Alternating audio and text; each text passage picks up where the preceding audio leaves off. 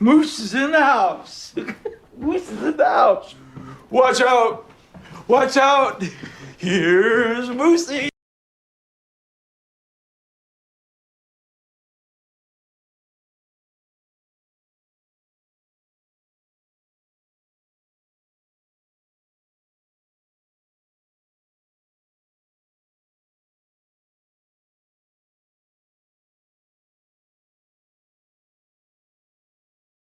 There we go. Welcome, everybody. How are you doing today? I'm doing okay. Thank you for asking, as per usual. One sec. Let me get my... What do you call it? My stream chats popped out. We can have a little conversation as the streams are going. Gazpacho soup is here. Oh, my God. Gazpacho soup is here. Anyway, this is good. Ba-da-ba-ba-ba. This can close. And then pop this out. Hayes Inferno, thank you very much. Mucho apreciado. And Torble, 45 stream streak is fucking crazy. Holy. Keep in mind, I stream like once a week. That's wild. You know who the real ones are. But yeah, welcome. We got some more Monster Rancher action for you today. We're going to go through a little bit more of the DXBL. I got to change my white balance a little bit. Because every time I do this, it like gets all fucky. It's not set to auto adjust. Why is it auto adjusting? Cheap ass camera. That's the real reason. Whatever. It's fine. Yeah, everyone do good this weekend? Just like in their lives? Yeah. You have successful weekends? My weekend was kind of successful. I worked 16 hours on Saturday. And then Sunday it was super rainy, so I just slept all day basically. You almost died, you're a fake fan? Yeah, I know. Well, we'll talk about it later. Let's see what your punishment will be.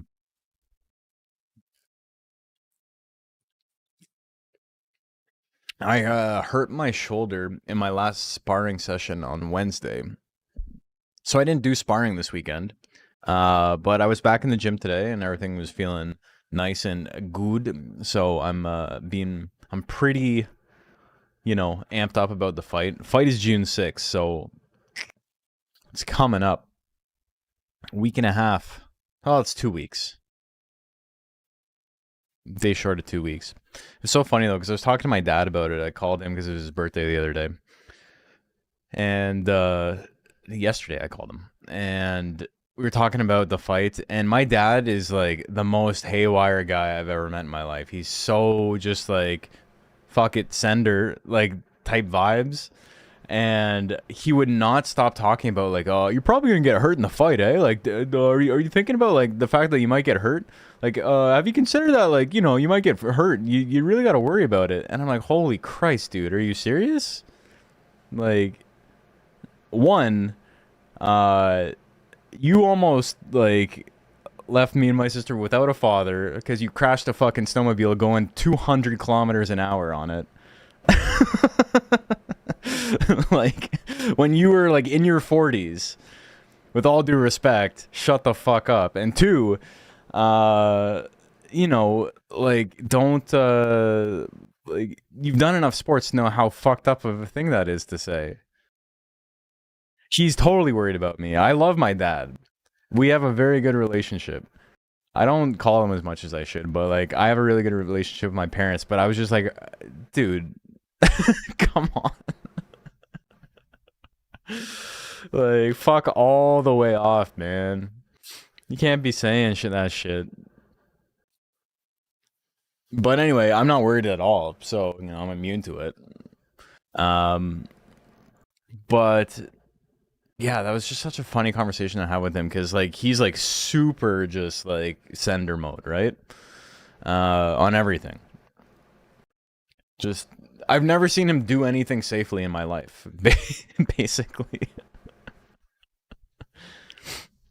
125 freedom units to Americans? 200? Yeah, it's about that, yeah. It's 1.6. Yeah, he was fucking flying. And the snow machine, this isn't the thing I fault him for, but it's a thing that I think about all the time when he's like, oh, you're being too dangerous. It's just him flying down just a sheet of ice, 200 clicks, and he hit like this like chunk of ice, and the snowmobile, like the skis like hit it and like snapped up forward. It's basically like a tiny wall. And he went flying, and the snowmobile came down on top of him while just like flying through the air at 200 clicks. And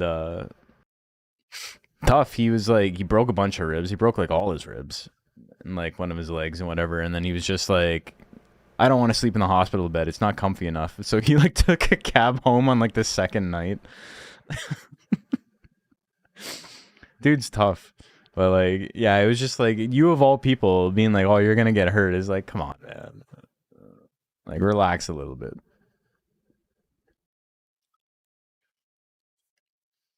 Show boxing progress? No, I'm not going to. Just because I think I found out that my opponent knows who I am. And so I'm trying not to post any clips or anything. We got to do better OPSEC just for the time being. But I do have a progress update. I hit my fight weight. I'm 165. So that is down 35 pounds from Christmas 2024, where I was almost 200. So big weight loss there. Trying to sleep with an IV does suck, but also don't leave the hospital early. He doesn't care. Heard I punched a steel beam and dented it. Sure hate to be that guy. The beam? Yeah, you should see the other beam. Hey Christian, how you doing? Yeah, let's get into it. We gotta catch up. Everybody good? No deaths in the family. We should get together sometime. That'd be great. All right. We got the small talk out of the way. We got two brackets tonight. We got a 18-man bracket and a 15-man bracket. I should be saying mon. It's more inclusive. And did great in the fight. I'm literally not worried. Whether or not that's stupid, like, I have full confidence. I punched 9/11 into existence? Damn. That is crazy. I got a lot to answer for. I shouldn't have been doing all that. Okay, I got a Discord notification. Who's messaging me? What's up? Oh, it's just an add everyone. Come on. It's fine. When's the fight? June 6th. Second moose has hit the tower. They could have done it. You could have just thrown two meese into the towers. I might have done it. Might have been worse. Should thank our lucky stars. It was only airplanes. All right. What are we doing here? Monster fights first. Sure hope it doesn't choke. It might. Man, I did a 5K run on last Thursday.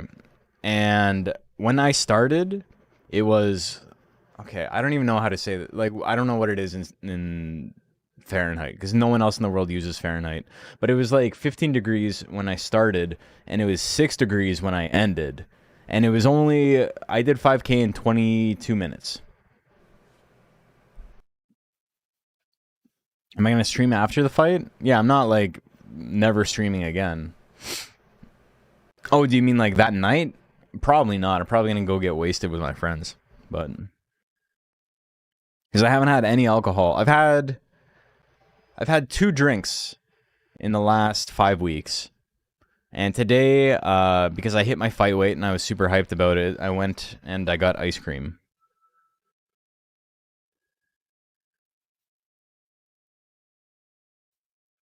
It really depends on what my friends want to do, if they want to hang out or not. And if they don't, then maybe I'll stream. I literally will not stream. I'll be way too gassed. There's like a 0% chance. I don't even know why I'm entertaining it. There's literally no way. Like, I can tell you, it's just simply not happening. But yeah, hitting 165, very nice milestone. I can't stay at 165. I gotta drop below it, because 165 is the top of my weight class. Middleweight is like 160... I think it's 161 to 165. So... you know, realistically, I would like to be a pound or 2 under just for a little bit of assurance. Also, I gotta check. Do I have anyone fighting tonight? I don't think so. No. I don't think I have anyone in rank C who made it. Special K didn't make it in middleweight. Special K didn't make it in rank C, and I don't think Stromboli made it in rank B. So it doesn't matter what I load. It doesn't matter what I load. It's pretty narrow margin, yeah. Yeah, fight classes are separated by 5 pounds.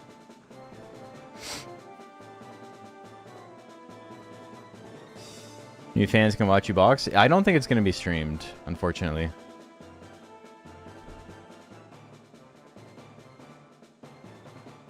Yeah, it is a narrow margin, and it makes, like, carb intake in the week up to the fight, like, really, really important to keep track of. Because, you know, I'm not a nutrition scientist. Like, I don't understand all the ins and outs. But carbs are what make you gain water weight. Because every gram of carbs you eat holds on to 3 grams of water. So, while I ultra need carbs to actually work out, it's also a thing I need to, like, keep in moderation. Because you can't get a good workout without carbs. What's the name of the boxing meet I'm joining? Am I about to get doxxed? There will be footage. We'll talk about it after. I'm gonna be making a little video about it, and I'm going to probably get at least one person to film it while it's happening. Hey, Mallard, how are you doing? Anyway, so first off, we got Borbid Torpor.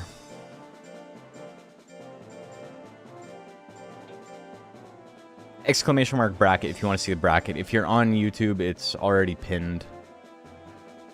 And Broomstick.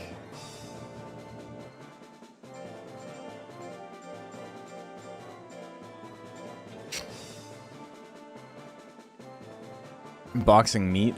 That's Rocky 1. Is it Rocky? No, it's Rocky 2 where he's in the freezer.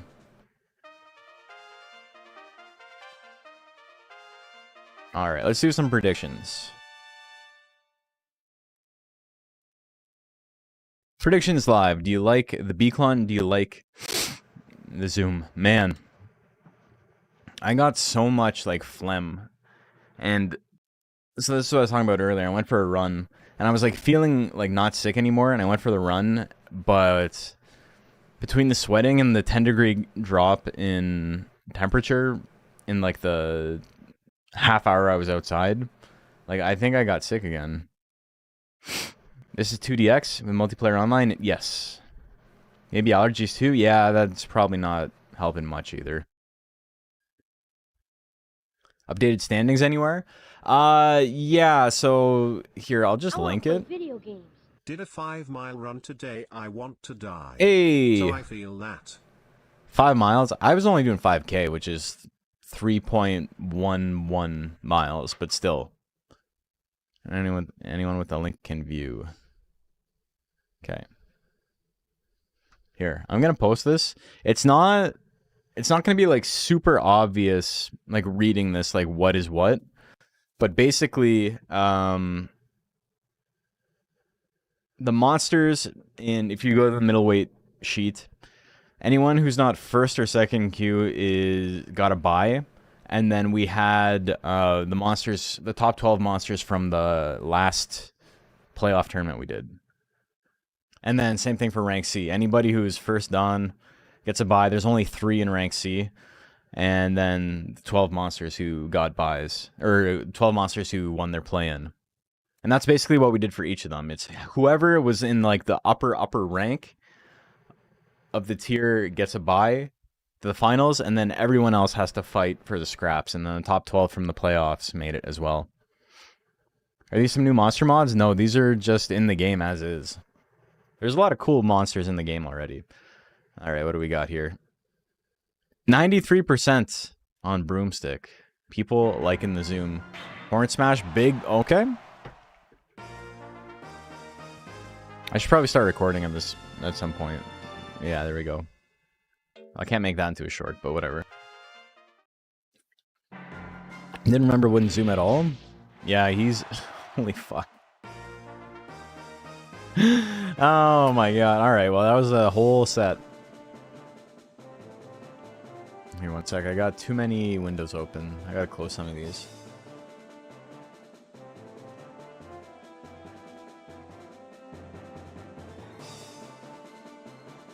Alright, there we go. Next up, Bahamut Zero and Gandalf Field.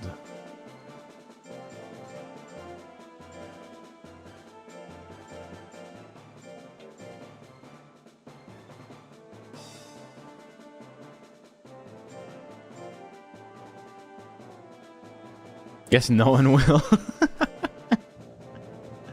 It's okay. He's still in the tournament. He's not out of it yet.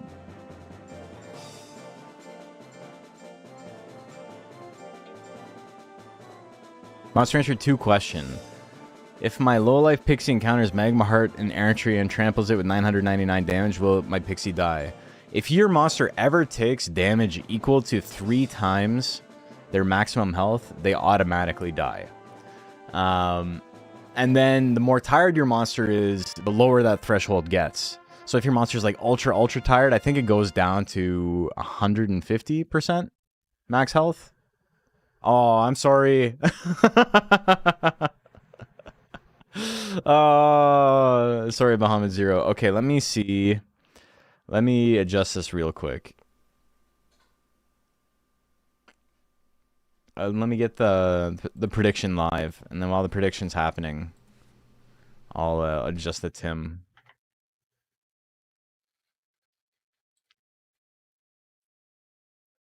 Told me the mods weren't in. My bad. My bad. Okay.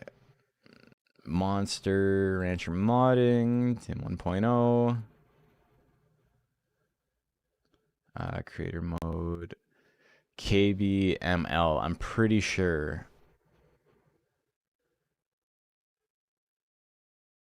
I have a list. One sec. Metal Nerd is ML, yeah. Okay. Maybe ML.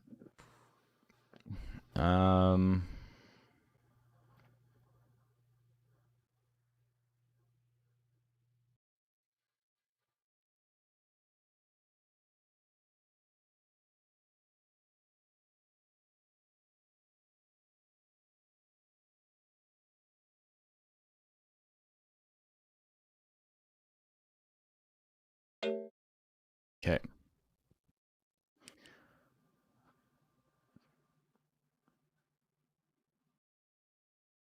Why is it...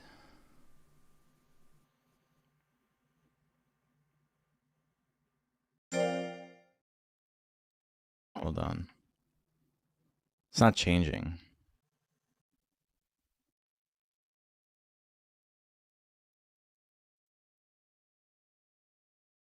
Here, let me adjust this real quick. You guys don't need to see what I'm doing in the background. KBML.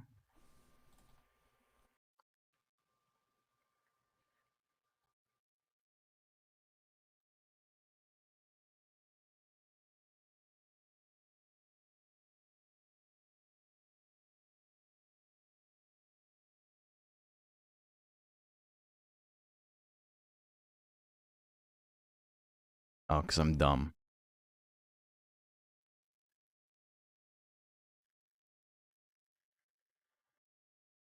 Okay.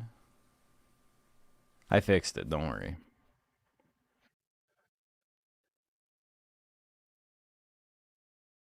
Okay. So, I guess we can see him in action, but I'm going to forfeit this and we'll re-enter. Yeah, he's looking pretty good. The head's looking pretty nice. I'm pretty happy with where he's at so far.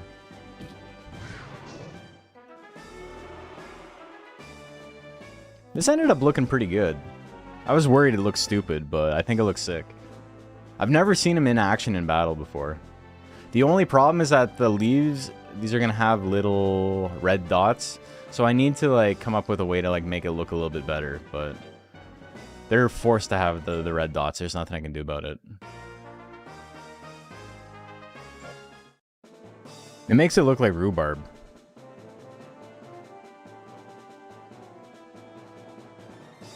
Playing Monster Rancher 2DX in hard mode now. Can't get past rank A. It's just tough. It's just a hard game. Thought the skin was done. No, it's never gonna be done. It's the model requires so much fine-tuning that it's just like I could spend all day making minor adjustments nobody will ever notice. How do you do Monster Rancher tournament? So we were playing on Monster Rancher 2DX about 5 years ago. They re-released the games on Steam and Switch and iOS, and so basically there is a versus mode built into the game where you can upload your monsters to the cloud and then other people can search for them, and then we just do AI versus AI. All right, 95% on Gandalf Field. Yeah, if you're interested in joining or you want to check out anything, here's a link to the Discord. We're always doing stuff. Are there specific rules in multiplayer like monsters with 999 stats are not allowed to join? So it's a little bit more complicated than that. Basically, we play with a bunch of different rule sets, and all the rule sets determine what you can and can't do, and then the reason we do that is because, you know, it puts different kind of challenges in the hands of the player to like make something good for whatever random rule set there is. But then additionally, it makes certain monsters better. Like there's a lot of monsters that are just like genuinely like really, really shit. And if you just do like max stats all the time, they like simply never have a chance. Like it's never going to happen for them. What we're doing right now, this is a middleweight format, which is combined total stats are 2,997, which is halfway to max stats. And then if you have a stats at or below 100, they don't count towards the cap because the game's not really made to lower your stats. There's not really easy ways to do that. And it's very, very tedious to like lower both intelligence and defense, because the only way to lower intelligence is by doing a drill that raises defense, and the only way to lower defense is by doing a drill that raises intelligence. So it's like there's all these like weird things in the game that make it really difficult to make your stats lower on purpose. So if you're trying to min-max and stay within a stat cap, it's kind of a pain in the ass. So we give people a buffer. So any stat at or below 100 doesn't count. Makes it a lot easier to just, you know, not spend 30 hours on a monster. Instead, you'll spend like maybe like 4. And so yeah, this is halfway to max stats. So a very common tank build is full life, full power, full skill, and then the rest doesn't matter. And then for speed builds, you'll almost never see above 800 because your monster's form, how fat or skinny they are, gives them bonuses to speed and defense. And so if their monster is as skinny as possible, it's a 25% bonus to speed, which brings this 800 all the way up to 999. So basically, they're given 200 free points if you want to go into speed. And then, yeah, so it adds up like that. So this is effectively 999, but it's a good way to, like, you know, optimize your stats under the cap. And then we don't do max stats because it's really tedious. And it's really just the best monsters win more in max stats. So yeah, this allows for a little bit of build variety and things like that. All right. What did I say? 94% on Gandalf Field. Ice Spike's 99% chance to hit. Gonna be hard for him to miss. His opponent has no speed. He tanks 2 Ice Spikes though. He can still win this with a slamming down. Tail attack. Tail attack on a crit might have killed. 1-2 straight, not gonna do anything. He doesn't have any power. The slamming down lands. Is it enough? Okay, 900 on the crit. He grits though. He's still in it. He needs to swing one more time. Its next hit wins. 7 seconds left on the clock. The tail whip comes out. Bahamut 0 takes it. So you might be thinking, like, why would you ever run a tank? Why put yourself in a situation where you can never dodge? And if you only have to hit once to win, you know, doesn't matter too much. Cold Breath, good crit there in the move. Very, very accurate, but doesn't do a lot of damage. So the crit, super nice. Ice Spike's probably not going to kill. Puts him in the yellow. Ice Wave, this is big damage. 400. Gandalf Field takes game number 2. We're going to game 3. Love building tanks? Me too. Tanks are so much fun. And, like, there's just a certainty with them. Like, I'm going to get hit. It's fine. I have to build around that. Whereas, you know, every other monster has to deal with, like, oh, I lost because I got hit by a 30% or whatever, you know? Bahamut Zero's got a couple of choices here. Hits the bite. Needs one more to win it. Double slaps, not going to do anything. Another bite. Misses at 60% though. 9 seconds left on the clock. Bahamut Zero needs to swing something. Slamming down. Oh my god, the buzzer beater. Holy moly. In middleweight, there's so many Cyclone Golems. Yeah, there's that too. Alright, the dragon wins it. Let me update my scores real quick. Challenge is taking forever today. I don't know what their deal is. Whatever. Rosa and Saint Hakushin up next. It's been a long time since Challenge has been, like, extremely bad. I forget whose it belongs to. DXBL responses. 1 sec.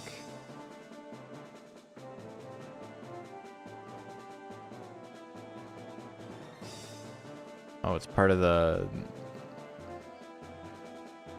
Part 2 Electric Boogaloo.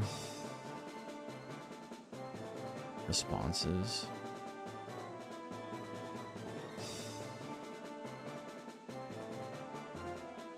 I don't see Rosa in anywhere. What?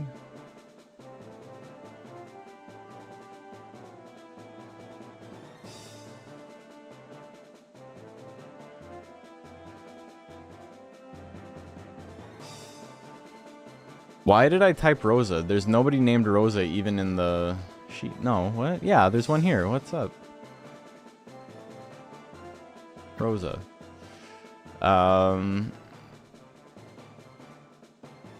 What the fuck? Oh, I can't find where the monster is. I don't see them listed anywhere.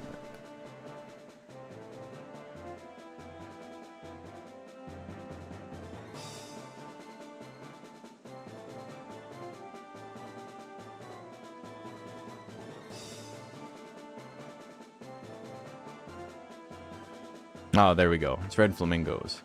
Red Flamingo is Marina. I knew it was a worm. I should have just looked. Loving the tank type. It's fun. Need to make more stat block, guys. Just have the 2 Durgs. Yeah, I gotta make another stat block tournament. I think the next tournament I do is going to be stat block again. Alright, Rosa and Saint Hakushin, who is a galley.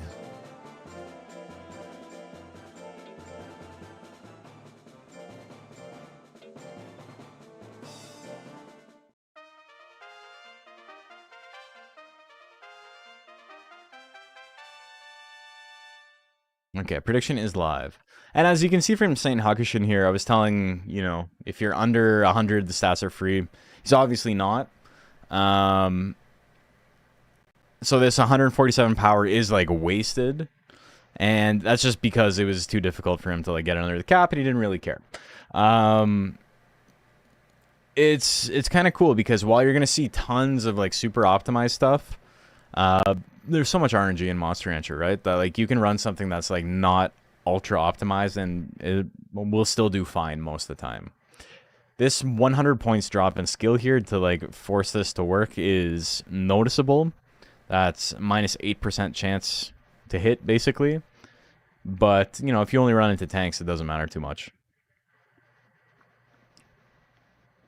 Also, he ends up doing a lot of damage because while defense lowers incoming damage, intelligence also lowers incoming damage from intelligence attacks, and power lowers incoming damage from power attacks. And since almost, like, I would say, like, 70% of monsters, if not more, are power-based, this intelligence is going to end up doing more damage on average. How often do people train a new monster for tourneys? There's tourneys literally every week. For something like this is a league. 74% on Rosa. So this was a league, so people raised the monsters, and then they basically fought constantly for the last, like, 16 months or so.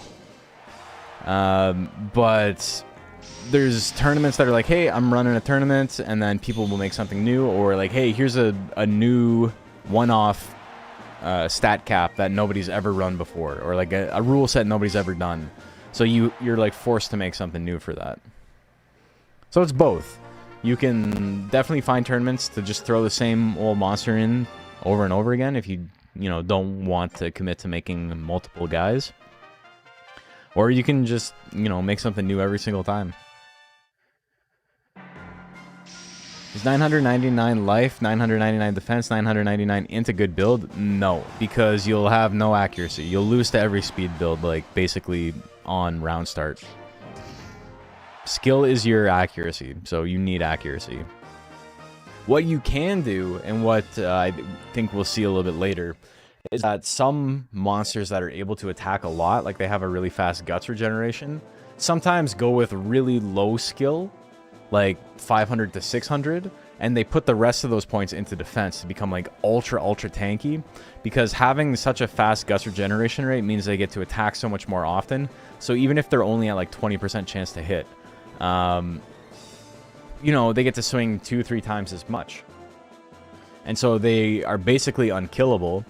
And the upside is that, you're good against other tanks, because against other tanks you don't really need to worry about having the accuracy. And against speed monsters, if one hit kills, and, instead of 60% chance to hit, you have 20% chance to hit, but you get to attack 3 times more often, it ends up being kind of a wash. Yeah, challenge is like ultra fucked up. I can't update any scores. Okay, Borba Torpor 1, there we go. Now it's working. Bahamut 0 wins, 2-1. Rosa wins, 2-0. Some monsters have very high hit tax, yeah. Like Worm, like we just saw there, is one of the monsters that can run a little bit less skill if it wants, because it has so many really that it like makes up for it. Raki, the doll, is another one.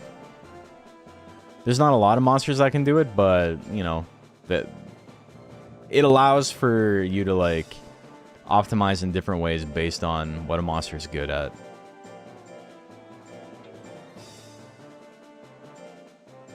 I ran an ape in a different format, but similar. That kind of did what you're talking about. It had high life, high power, and high defense, and really low skill, because it was a format where it's almost all tanks, And the format also didn't allow you to have more than 500 in any given stat. Prediction is live, by the way, if you want to bet. So, you know, I was able to run an ape with 100 skill and just get really accurate attacks. And then, you know, he had 30% chance to hit the speedy guys, but he only had to hit once. And he was so tanky that he didn't have to worry about getting KO'd. He did pretty good. I think he got, was it 7th overall in his league last week? Out of like, whatever, 40 monsters were in it. All right, 66% on Kokoro. Here we go. Violent Shell Opener, huge damage. Look at the crit on that. Gonna need many a face attack to make up for that. Numbing Stab for the finish. El Snail Erico. Nighton really comes down to, especially in middleweight, if it hits Violent Shell or not. If it doesn't, it's basically over. It just instantly loses. Color Pandora, ultra top tier. Million whips, big damage, huge crits. Nighton's one of the only monsters in the game that can like lean heavily into a build specifically built around doing critical hits. Now Snail Erico gonna win that one. Conquest and TV's Colombo up next.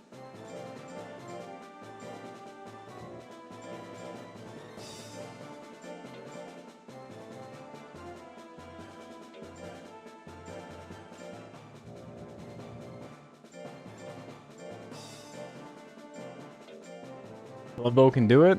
He's a sick monster. He's got a really cool stat spread. It's all over the place. Okay, predictions live. Who do you guys like? OG no subbreeds? Yeah, on that one, yeah. Those are the two monsters I brought to Combo Breaker. If you guys are watching and you're a little new and you're not sure what's going on here, we ran Monster Rancher, not this year. Combo Breaker just ended yesterday. But the year before and the year before that, 2004, 2005, we ran Combo Breaker Monster Rancher 2. So Combo Breaker is one of the biggest fighting game tournaments in the world. In Chicago every year. And the last 2 years we had a bracket for Monster Rancher. So it was in person. So people would raise up their guys. I had a whole I made these like little instruction booklets. And you know, it was like for people who just wanted to use like rental monsters. I made rental monsters like what do you call it? Like Pokemon Stadium style. So people could either bring their own monsters or they could, you know, rent from the memory cards. And it was super fun. Very, very cool. Also, yeah, I love this layout. You got the Mochi Pope in the socks outfit. You got the Cubs Suezo, and then you got a new bottle, but it's a bottle of Malort. Is, you know, this turned out really good.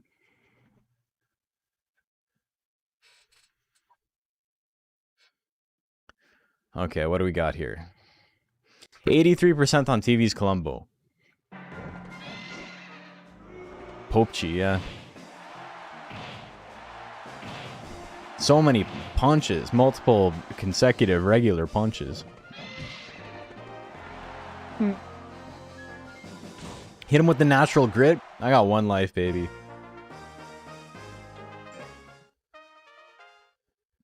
Game 2, here we go. Half as much damage this time. He didn't have as much guts saved up. Hits another one. He's in the yellow. Do we see power? No power. And there's a smash. He didn't get out of the way of anything. All right, game number 3. Here we go. He loves kicking. He does love to kick. The stab throw? Holy fuck. TV's Colombo didn't dodge a damn thing. Oh my god. Is it crit natured? I don't think so. I don't know without... Oh my god, man. Colombo died in real life. Alright. He got his ass beat. Shape of Lamer and Bahamut Zero up next.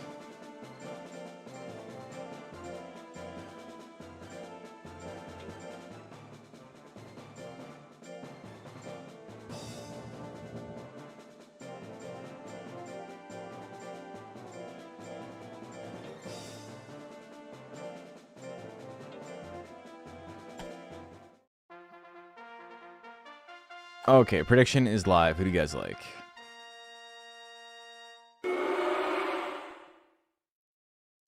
Damn, we got booze. Got booze in the chat.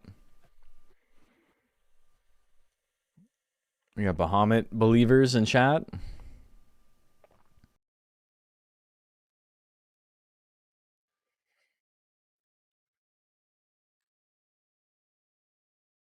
All right.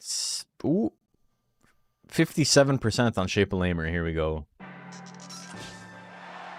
Big chunk of damage. Bahamut Zero is doing okay, though. Trample 39? Doesn't really need to do that much damage. That's like 600 damage move. Alright, the Ice Sword's not really what she wants. Monster Rancher AI is notably very, very bad. It is not going to swing the right thing at the right time. Not on purpose, anyway. Tails attack misses. Aqua Waves to finish him off? That's a good finisher for sure. Alright. The Undine wins game number 1. Haven't seen plain Dino yet? You're going to be waiting a little while because Dino's not in Monster Rancher 2. Also, he hits the bite and misses the second one. Bahamut Zero went for the dragon combo. He was brave. He knows what the fans want. Alright. And what they want is to get home on time. Quick matches.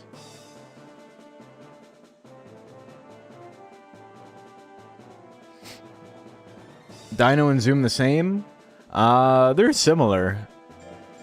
But it's like T-Rex and Raptor. Oh wait, I had to do Down to Clown and Morbid Torpor. What a matchup. You're not going to see a purebred Zoom. I don't remember the last time I saw a purebred Zoom in tournament. It's very rare. I think he's just like too vanilla for people to like get excited about. People aren't always picking like the optimal subbreeds. They fucking are right here. This is easily like the best B-Clone and the best, well, yeah, the best Joker. But it's not always that way.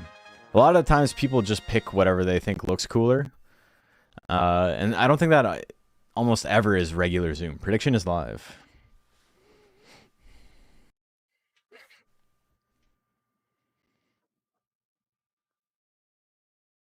So this is why I say grid is mandatory. Yeah, it makes a big difference. It's not always going to trigger, right? I think in that situation on the Undine, you're probably looking at like a 25% chance to trigger, but like might as well, right? Why not give yourself the opportunity? All right, 54% on the B-Clone. Horn Smash. Horn Smash, not really a great opener. It's definitely not a great opener. Horn Smash's whole thing is that it's super accurate, but it costs a shit ton of guts. So it's really good to finish off a fight with, but it's really bad to like open a fight with because it doesn't do that much damage. It's just like you spend the money to like close out the match. You don't spend it at the beginning. Because if you spend 50 guts and the match is over, it doesn't matter how many guts you have left. If you take away half their health, but you're down 50 guts at the beginning of the match, that can be game losing. And now, just like that, he's got less guts and less life than his opponent. Down to Clown, going to take game number 2. Thought Zoom was just a sleek Dino. Monster Rancher battle card. I thought Dino was buff Zoom. Yeah, they're quite different. Holy fuck. Yeah, dealing with an angry Joker is tough, man. The moves are so fast. They do so much withering.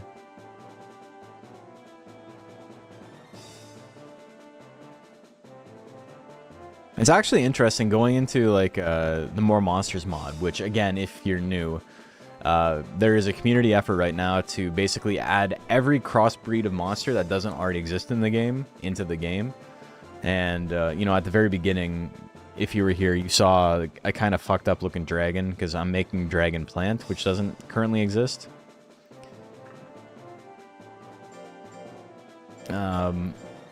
But I forget where I was going with that. Oh yeah, on the sprite sheet, when like you're editing and you get into the nitty gritty of it, Joker has a ton of unused textures that imply that he was supposed to have at least one move with like a bunch of like that made like a bunch of like spooky ghost faces come out. And in later games, he has a move called Phantoms, which is like extremely high withering, low damage move. And it's basically just like, you know, it's a staple of his kit in the later games. But he doesn't even have like a regular withering move in Monster Rancher 2. Predictions live, by the way. So it looks like it was straight up cut. Maybe for time, maybe for whatever reason. But Joker has like the least amount of text of any monster in the game. And when you find extra stuff like that, it's like obvious that they were planning something. But, you know, there's a million reasons why stuff gets cut from games. What's the sub of that clown? Pixie. All he wants to do is Horn Smash? Yeah. Are the particle textures for stuff like fireballs per subbreed? Depends on the monster. Sometimes yes, sometimes no. Technically yes, on all of them. But for most of the monsters in the game, they didn't bother. So like, for example, I'm making a dragon / plant, which is like dragon, but he looks like he's growing out of a plant, like potted plant. And then I made the opposite already, which was plant, but he's got dragon's wings and scales and stuff, right? And I'm able to go into that map and change his seed gun move and his pollen to like, I made the pollen like smoke, and I made the seed gun like fireballs. And it only affects that monster. It doesn't affect any of the other plants. So you can do a lot of stuff with that. All right. 65% on Sir Galaslam. Here we go.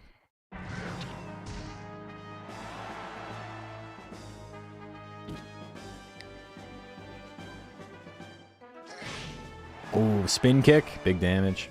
Can we get a 4K Pixie? Unfortunately, the textures are pretty small, but that'd be pretty funny.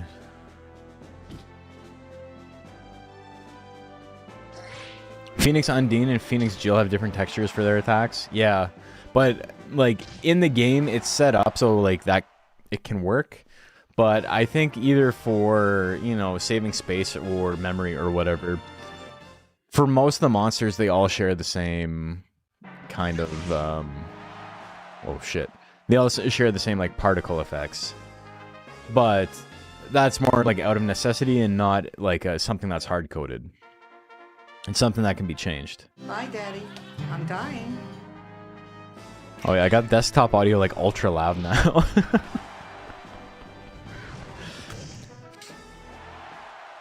Oh shit. Sir Galaslam. Playing Monster Hunter 1 and just noticed Pixie was being referred to as a boy there? Yeah, they just refer to all monsters as he. In Monster Hunter 1. Hydroplex and Stormtide. They did the Tobias Funke thing of changing all pronouns to the masculine to be less confusing.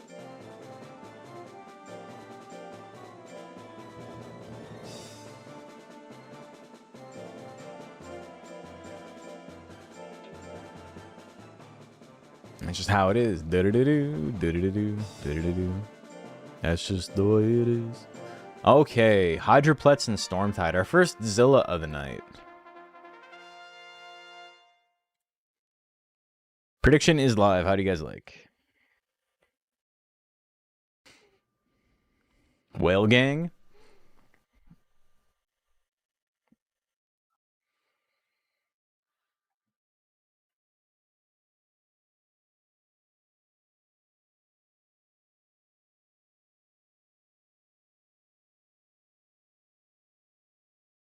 We're looking Hydroplex right now.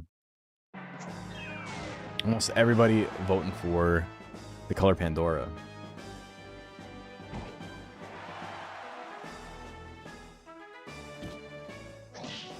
Ooh, tail swing. That scratch. Triple shots. Beats him. Oh, Egrets. He's still in it. Zilla's on your list of monster build. He's sick, yeah. His color Pandora kind of scary looking. Yeah, they have weird faces in this one. They like struck gold with color Pandora in 3, and then they ruined it again. Color Pandora is definitely a monster that is a lot cuter when it is limited by like graphical infidelity. Like, infidelity is the wrong word, but like lower graphical fidelity is what I'm trying to say. As soon as they were able to like give his face more like depth and like features, it was just a nightmare. They shouldn't have been doing all that.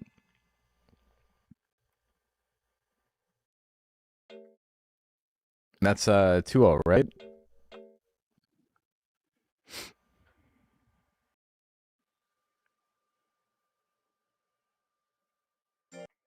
Yeah. All right, next up, Sank, Hogheg, and Plum.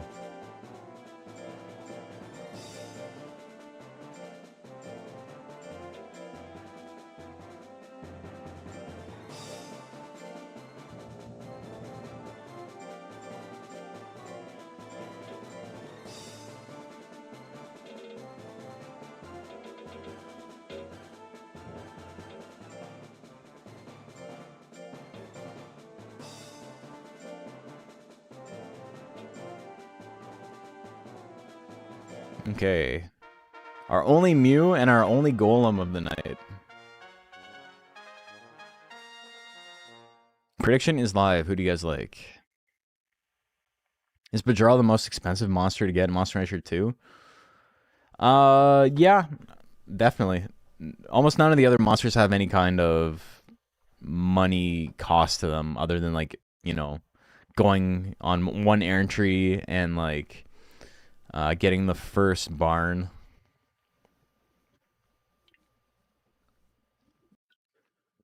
Do I prefer Monster Rancher 2 or Monster Rancher 3 Color Pandora? 3, 100%. It's cute as hell. 70% on Plum. Also, like the on-ranch animations for him in 3 are really, really adorable. There's one where they all stand on their back legs and like hold hands and like walk forward like a bop, bop, bop, bop, bop. It's fucking adorable, dude.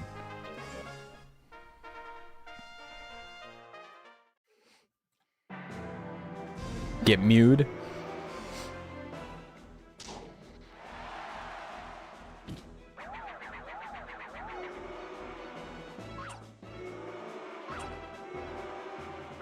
Monster Rancher 3 had the aesthetics really well. Yeah, I think so too. Oh shit, the charge hits. We're going to game number 3.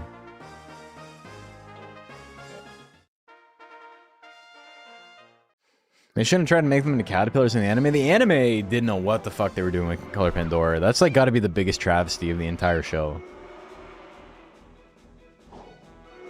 A lot of misses. The punch. Monster Rancher 3 Hair's Mua lives rent-free in my head. I don't like Monster Rancher 3 like hair at all. I'm a big hater of post Monster Rancher 2 hair. Monster Rancher 1 hair may be the best because it's got the cute little baby form. Damn, he lands one kick as time ends. Look at that.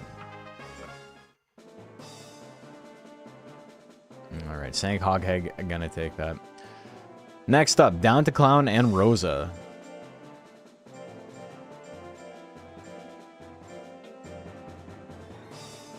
Heriter? Yeah, I'm a Heriter.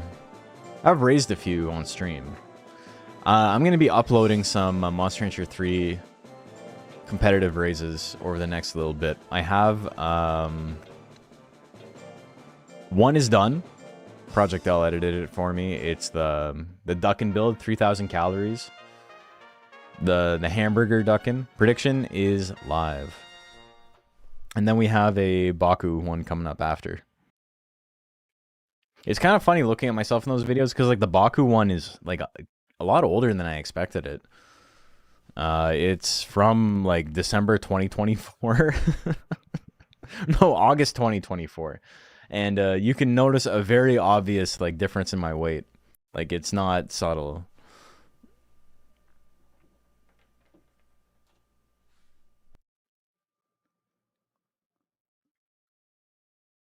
But yeah, those will go up this week, and then I also have the Sandaconda video. 70% on Down to Clown. Lost weight? Yeah, I've lost almost 40 pounds in the last year and a half.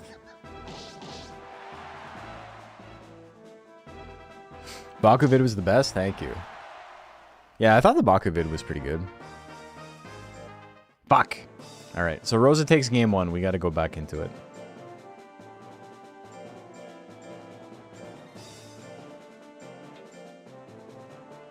Yeah, I just hit my my goal weight today, so I had a chocolate bar and I had some ice cream. And it's the first time I've had either of those in like 6 weeks, so it was nice. It was nice. I definitely ate too much, though.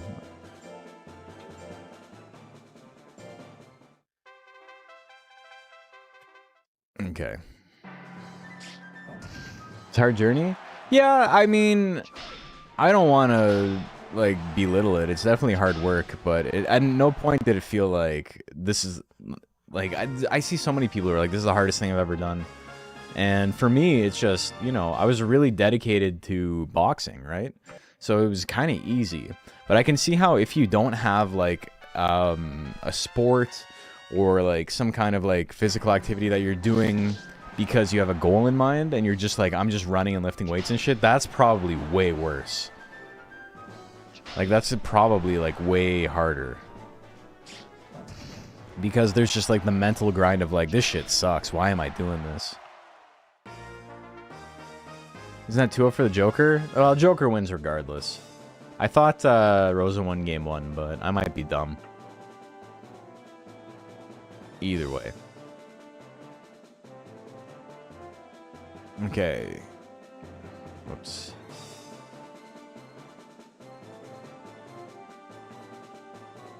Updating bracket. El Snail, Erico, and Conquest.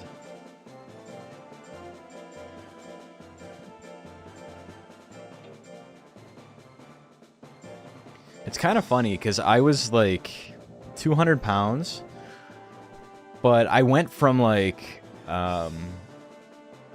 maybe like 180, 185 or something like that as like my walking around, 185, 190 to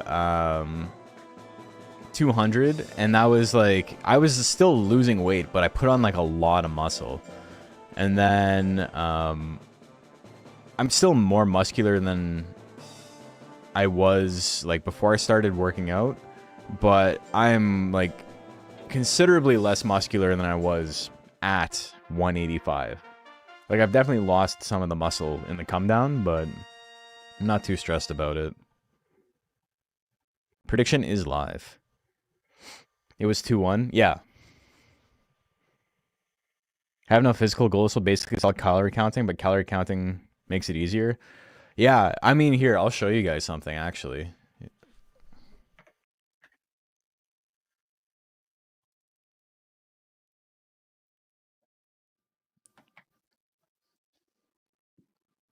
Let me show you. So, I literally have this. Where's my whip? There we go. So, I started January 1st, 2025, measuring my weight every day. I was at 198.9 on Christmas Day, 2024. I'm 6'3", by the way. Not quite. And then, yeah, I've just been tracking it every day. And then there's this. And so this is the graph.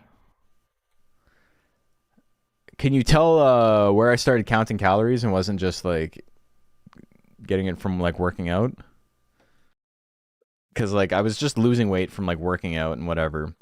And then here, May 6th, exactly 1 month before the start of the fight, I'm like, I'm not eating any more fast food. I'm counting my calories. And I just like instantly lost 7 pounds in like the last 2.5 weeks. Yeah, starting here May 6th and then May 25th. So in 20 days, 19 days, I went from 172 to 165.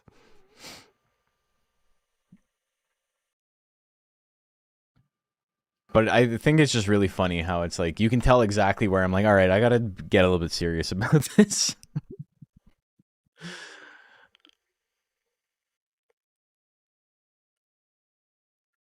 Okay, what do we have for oh, whoops. Okay, 86% on Conquest. Diet way more important than activity? Yeah, it really is.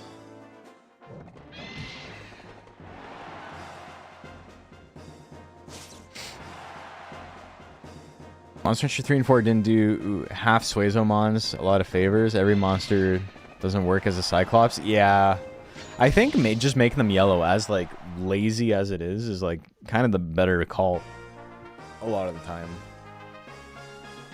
They made a couple of monsters Suezo, or what do you call it, into Cyclops. I got hiccups all of a sudden. Like you got Zorgil and Mono Eye and stuff like that, but like for the rest of them, I think it's fine to just be yellow. Yellow with nice orange accent, like Zoom Dino. Yeah, like Mustardy looks really good.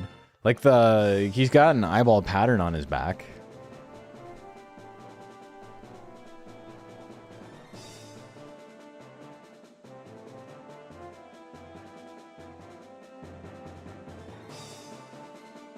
Okay, El Snail Erico.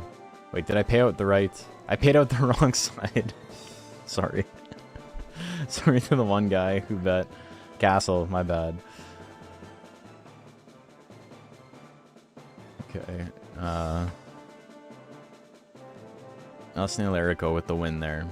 Shape of Lamer and Sir Gallislam.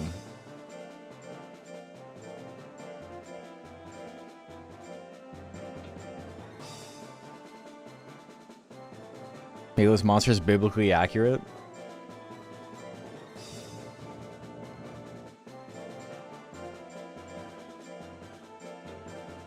I think you can get like pretty creative with it.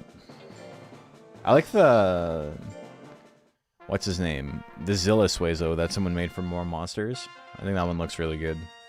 It's pretty simple, but I think it works really well. Prediction is live.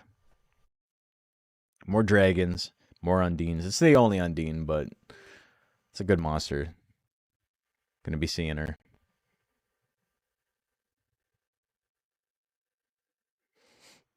My only concern about the fight and everything, and you know, it's part of like why I was getting pissed off at my dad constantly talking about it, is because my eye hasn't fully healed. It's still like there's something with the muscle that is like it feels weaker than my other eye.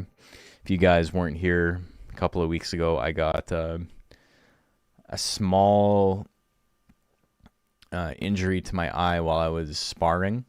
And I have limited range of motion, like looking up with my eye, and it doesn't hurt at all, but I can't look as far up with it. So like if I'm looking at like the extreme periphery, I start getting double vision. And so that's something I'm going to have to get checked with an ophthalmologist after the fight. But I didn't want to do it before the fight because it's not such a big deal that it's going to stop me, like that it's going to impede me. And I didn't want to like have a doctor be like, "Oh, you were unfit to fight" or whatever, you know. What kind of sparring? Boxing.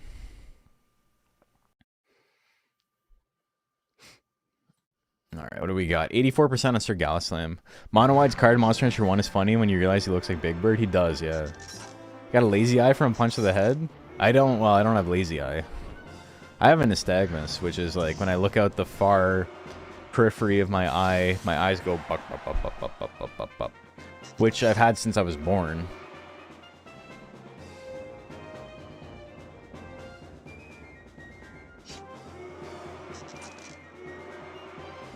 Which actually has like kind of gotten better after I got punched in the head.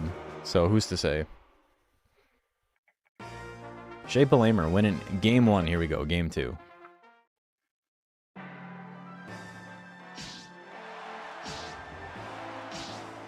It's a lot of ice swords. The tail whip? Okay, we're going to game 3.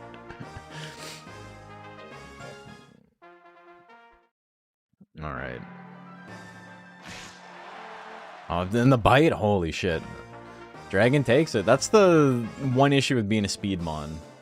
You can run into matchups like that. Dragon's got just attacks for every matchup. It's very hard to like counter Dragon. Every Dragon gets Trample, which is extremely cost-effective tank killer. And every Dragon gets like Tail Attack and Bite. Well, all Dragons have Bite. You can't get rid of it. Which are extremely accurate and do a huge grip of damage for their cost.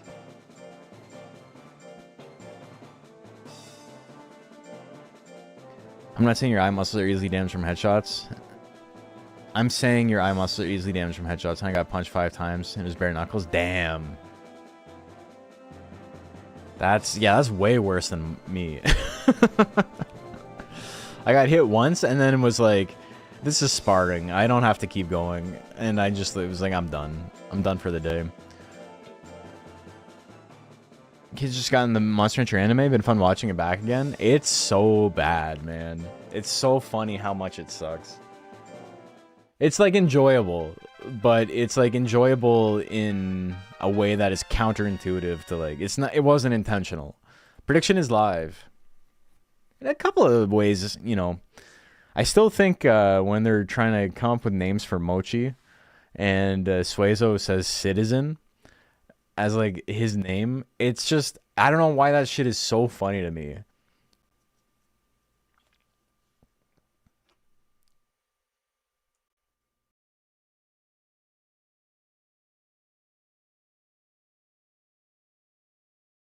Most anime from back then is bad. It's just sloppy translation. Yeah. But also, you know, it is a children's show. It's made for 10-year-olds. Damn. We got one tiny vote from Castle and Hydroplex, hoping to make his money back. The anime is like if Pokemon and Little Bear from Nick Jr. had a baby. Little Bear was like, I don't know. I think Little Bear is stronger narratively. Like 100%.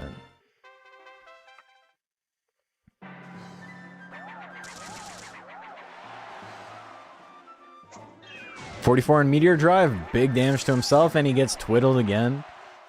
Twiddle me this, Hydroplex. I always wanted to try boxing, but the street fighting I got forced into kind of made me say screw all violence. I feel that. It's very different, though. As a guy who, you know, has been in more fights in real life than 99.9% of other people on the planet, i.e. I've been in like 4 or 5 like actual fights where it's like you don't know what's gonna happen, like it could be the end. It's not the same at all, and especially now that like I'm a much better fighter than I was in those situations. It's like the Dunning-Kruger effect. The more you know, the more you're like, I am not fucking interested in this at all. Like, so much can go wrong so quickly. And I think it's once you get put in the ring versus someone who is like significantly better than you, and you realize just like how helpless you can feel, right? And I've never been in that situation in real life. But now that I've been in that situation in the ring, I'm like, I don't ever want to fight anybody ever again. I mean, it's not my first time fighting, right? Like, I boxed when I was in high school a little bit, but it just, you know, it really changes your perspective. Prediction is live. Little Bear and Genki both had a ragtag cruise of weed-fueled adventures. I don't know if that's true. That's some Charlie Brown had hose type shit. I think my kid realizes that it's enjoyable bad. The first episode of season 3, when he goes back to Monster Ranch World, my kid was like, oh, there he goes again. Hell yeah. Yeah, it's stupid, man. A Marine friend taught me some punch techniques, and it's one of my fondest memories, but I busted his face open sparring, and it scared me. Yeah, that can happen. There's been a couple of times sparring where I've like accidentally hurt my partner, And, you know, it never feels good. And it, like, makes you gun shy afterwards. Because you're like, I don't want to hurt him. I don't want to do this. But I've been kind of getting out of that mentality as the fight gets closer. And I'm just like, shouldn't have been there. On that hurt, I mean, you know what to do. You know how to block. 62% on Down to Clown. And I think that's obviously necessary when I'm going into a fight, is to change the mentality of, like, I can't be worried about if they're hurt or not. Here I go ranching again. Yeah, exactly. Snail gonna take down the Clown? Snail going crazy. You're getting paid to fight totally different. It's an amateur fight, but yeah.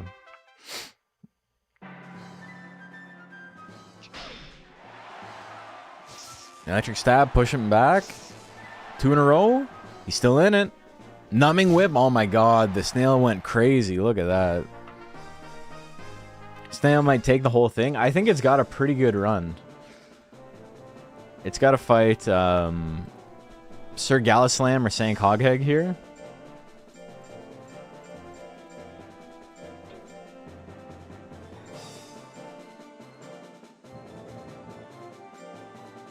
And both of those are pretty good matchups for it.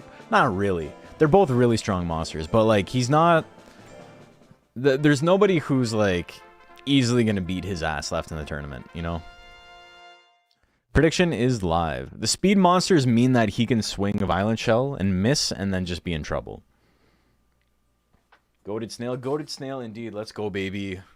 Let's go. Let's go. Let's go, Pirito. My boy.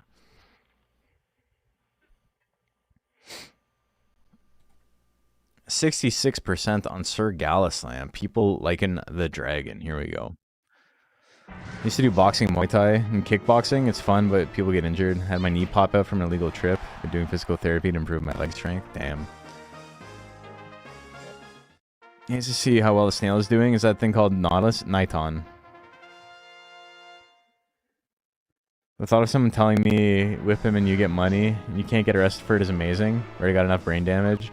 Yeah, well, it's really funny. If you, like, watch my old videos, I've got, I talk about in the Dragon video how I used to do boxing, but then I started developing migraines independently from it, but, like, it made me realize, like, I didn't want to get punched in the head, right? But my migraines kind of went away after I started boxing again, and so I'm just, like, yeah, it's a sign. We're making it happen. Trample miss, Sank Hogheg. One more match, and then he's in winners finals, guaranteed 3rd place at absolute worst. The headbutt misses. The punch hits, a little bit of damage there. Sir Gallislam obviously not out of it yet. Tail whip miss at 49%. Ooh, rushing punch, big dodge from Gallislam. He needs something though. Wing attack, bite, whatever. Oh, the head assault comes out. Didn't even swing. Is there anyone who wants to get punched in the head? No, I don't think so. But there's people who are, like, willing to, like, deal with it.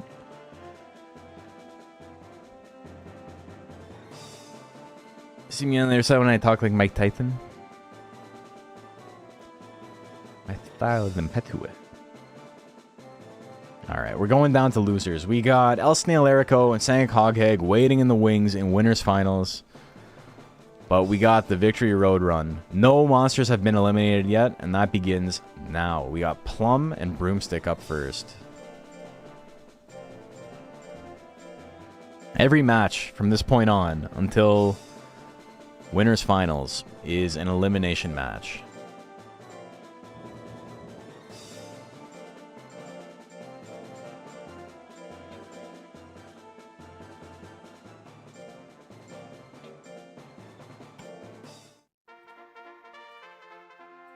Okay, prediction is live. Who do you guys like?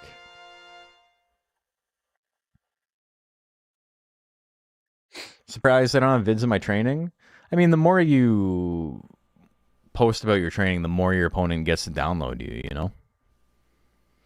I just play Monster Rancher 2 casually. Pirito and Rank B never seem that strong. No, he sucks ass. He's really, really bad. Nighton is like fine. Like he's like an okay middle tier monster. This is his best format by like a wide margin. But yeah, it's just he really relies on his violent shell move. And if it lands, like congrats, and if it doesn't, then you know you're in trouble. 58% on Plum. Here we go. Okay. Cyclone hits at 27%. Game 2. Roll Assault. Damn. Cyclone of his own. Look at that. Game 3. Here we go.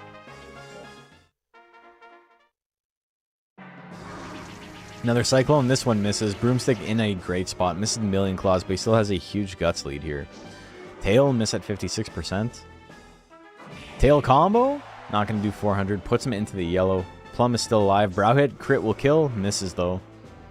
Roll Assault 47%. Lands another one. That is the first time in many years I have seen Roll Assault do work. Actual, like, awful move. But when it hits, you know. Broomstick wins it 2-1. TV's Colombo and Gandalf Field up next.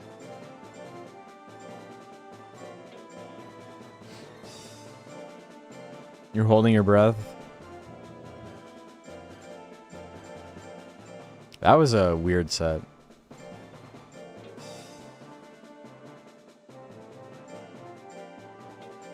Rigged? You're not doing too well on the bets tonight?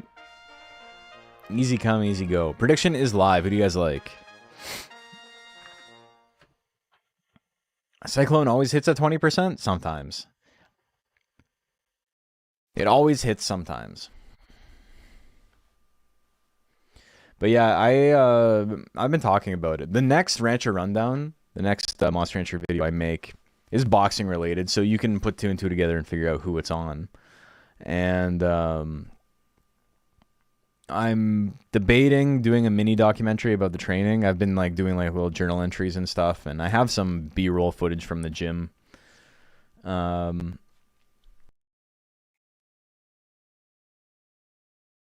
But yeah, it'll be I don't know if I want to go through with it or not. But I'm collecting footage and stuff just in case. 88% on TV's Colombo. Mooster Rancher? It's me, brother. How are you doing, man? The 1-2 straight. Horn attack? You dead, kid. 99 guts? You're not surviving that. First thought was Hopper. That would have been okay, too. There's like one other monster that like it could be.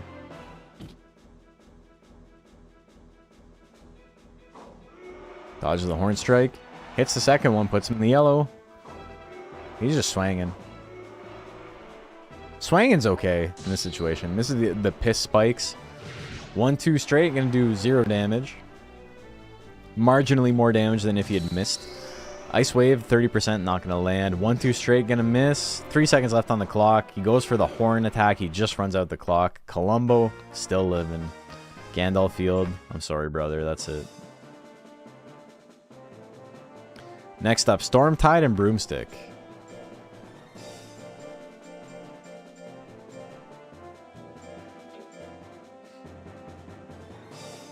It's Raiden.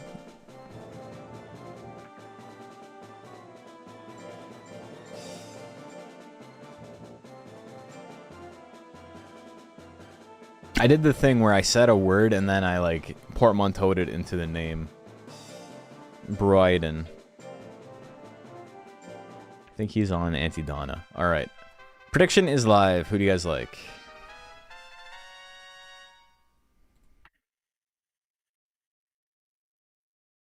It's Columbo's time. He can make it happen. He'll return his Gandalf Field the white. That would be pretty sick. As just like a regular as Jill.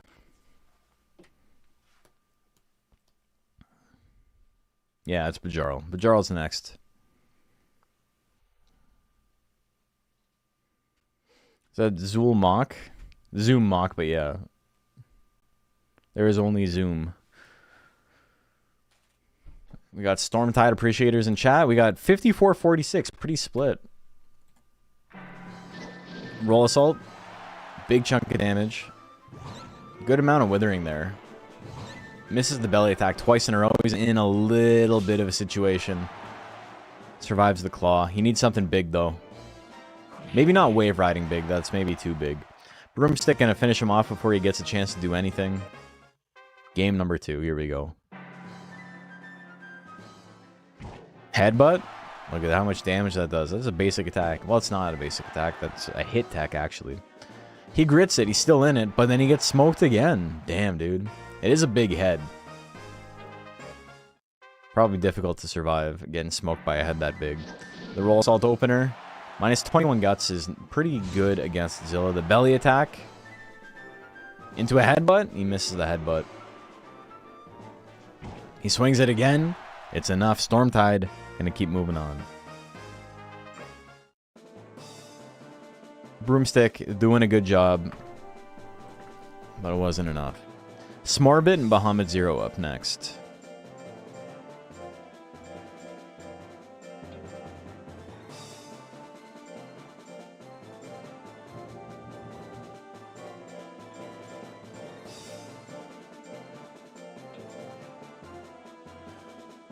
Okay, yeah, obviously you can't find Bahamut.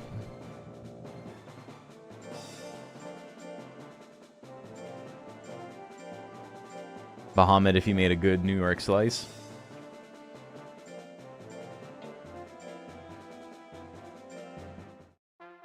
Okay.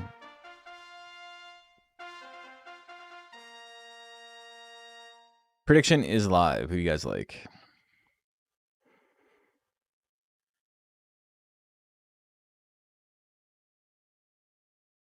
Sometimes it doesn't matter how big a broomstick you carry. Yeah. Sometimes it's not enough.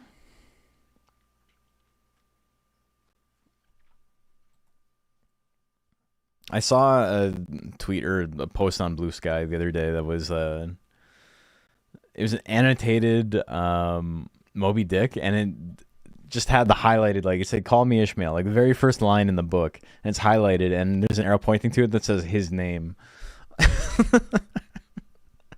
This shit's so funny. Okay, what do we got? 71% on Smorbit. Bite, double bite. Big bang?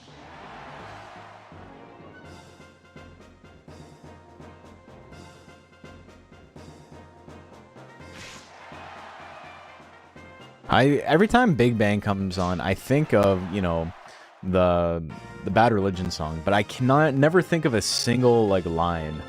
Just Big Bang, ba-da-down, ba-da-da-da-da-down, bum bum bum bum. Here comes your judgment day. I don't know like the rest of it. Bum bum bum bum. It's gonna be quite a show. What goes around always comes around. I don't fucking remember like any of the words. Anyway, the rabbit wins it. I've heard the song like 400 million times. I think that one's on Tony Hawk's Underground, but yeah, I just straight up do not. Kokoro and TV's Columbo up next.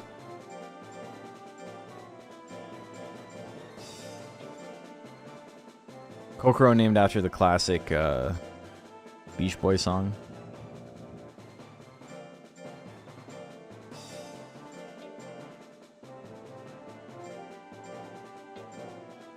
Columbo, pretty basic Beaklon. We haven't seen basic Beaklon in a while, but he's killing it. Prediction is live. Who do you guys like? He hasn't had to fight a tank yet, though, I don't think. Not in losers, anyway. So now he has to, like, just do a bunch of damage. His basics are pretty powerful. He's almost only swinging the horn attack, which is, like, the play.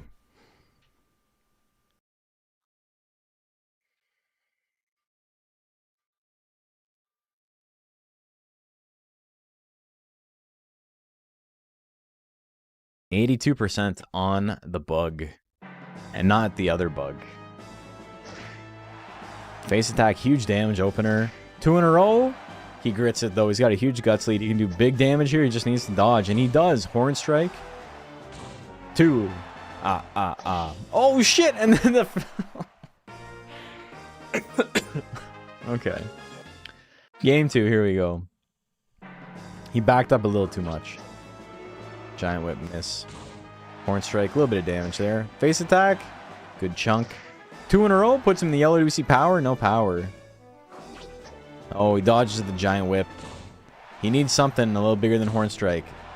Maybe 2 Horn Strikes? Maybe 3 Horn Strikes. He lands him. Just bonking. Just a bonk match.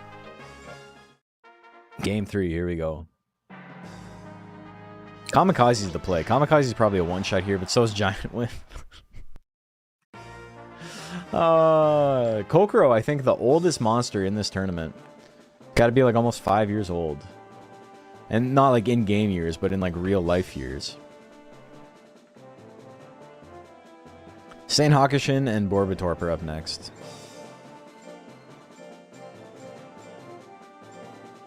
Because Kokoro was in the first DX Battle League. And this is the 4th. But, you know, we're in year 5 of it. Because this season took forever.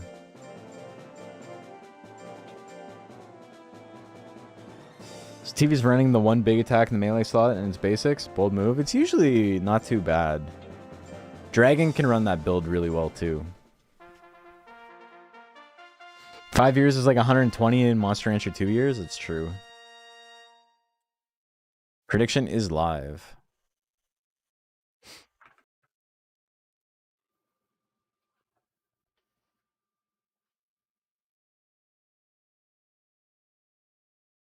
Real life Color Pandora? Yeah. That shit's evil. Man face bug.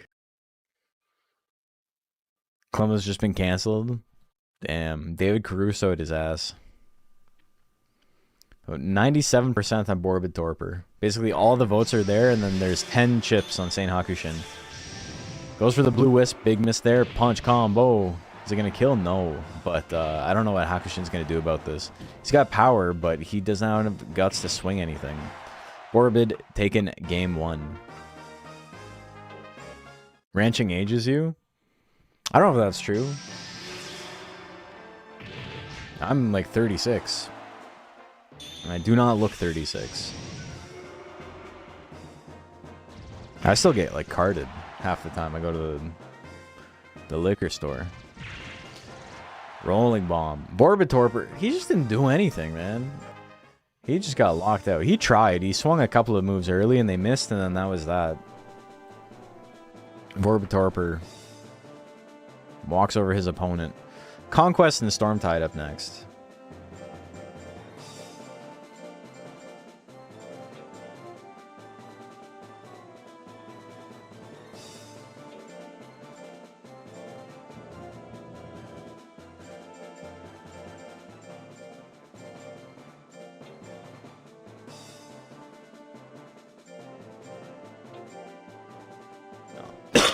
Excuse me. Yeah, the run, I still haven't like fully recovered from it. Prediction is live. How many more matches do we have? 1, 2, 3, 4, 5, 6, 7, 8, 9, 10, 11, 12. About 12 matches, maybe 13.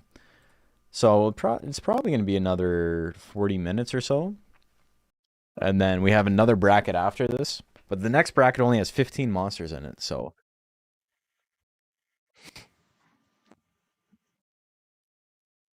That's going to be interesting. 76% on Conquest. Here we go. Yeah, there's a lot of like viable builds in this game. There's not too many monsters where there's like, this is their best build, only build this. And even then, you know, people still avoid doing that because it's fun to run other stuff.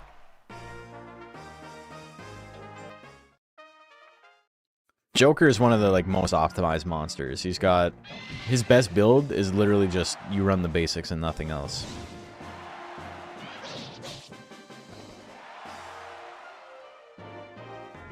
There's reasons to maybe run Death Slash, but even against tanks, you're probably better off just hitting Death Smash. right. Well, he killed that whale. He killed that whale good. That's where you start seeing the tiers separate a little bit. Centaur very, very strong. Zilla not so much. Rosa and Smorbit up next.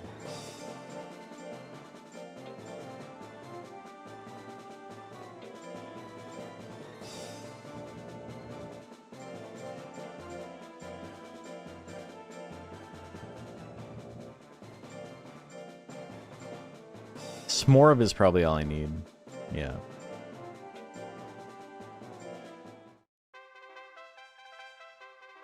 Okay, predictions live. Who do you guys like? Horse Gang? Go. You gotta check around Horse Around and find out. It's a game a mutual is making. It's a horse fighting game, but it's not really a fighting game. It's more of like it's like a you do challenges in training mode type game. But it's really funny. All the inputs and stuff are like super simple. But it's like just a regular ass horse doing like classic fighting game moves. Yeah, I gotta check out Horsey Game too. I think I might have missed the boat on it, but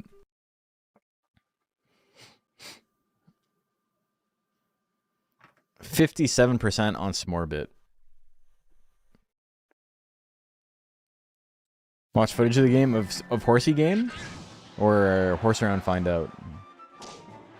Because yeah, Horsey Game is, you know, it popped off because of NL.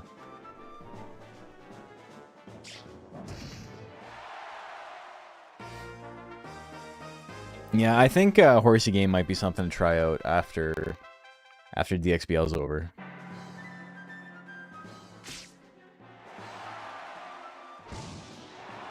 Bang.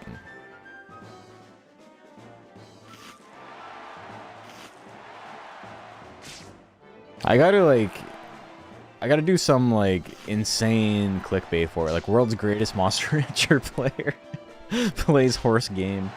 And it's not Uma Musume. Because I did something similar for Uma Musume.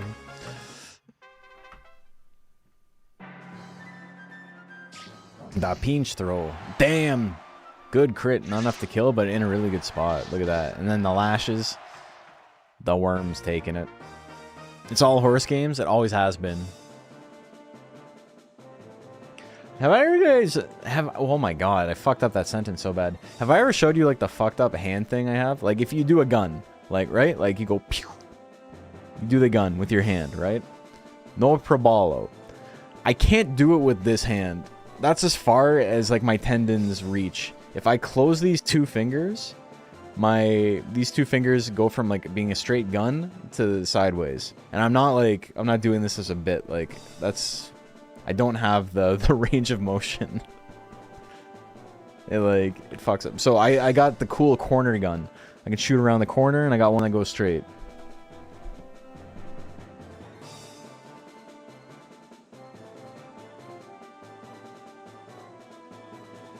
Fucked up hands. Hydroplets and Kokoro up next.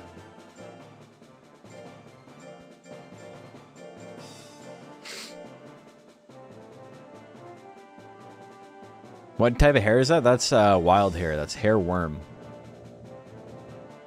Alright. Hey, Manacro. Welcome, welcome. My hands are fine-ish. I'm happy for you. A little jealous. Alright, it comes down to this. We got a Color Pandora fight. Prediction is live. Kokoro, very, very classic the build, as it were. You get... This is like the optimal beat everybody, like take on all comers type of Color Pandora build. It has Giant Whip and it has Kamikaze, and that's it. Kamikaze, extremely accurate, pretty good damage. Giant Whip, extremely cheap, very good damage. Especially for its cost. Not super accurate, but between Kamikaze and Giant Whip, you basically can cover any opponent. that's kind of the strategy I had going into Combo Breaker 2024 when I got 3rd place with Purebred Color Pandora. And then Hydroplex is like ultra anti-tank. So even though Kokoro's got like the better on paper build, Hydroplex can just like win this frame 1. Let's see what we got. 44% on Hydroplex, 56% on Kokoro. Here we go. Giant Whip, big damage.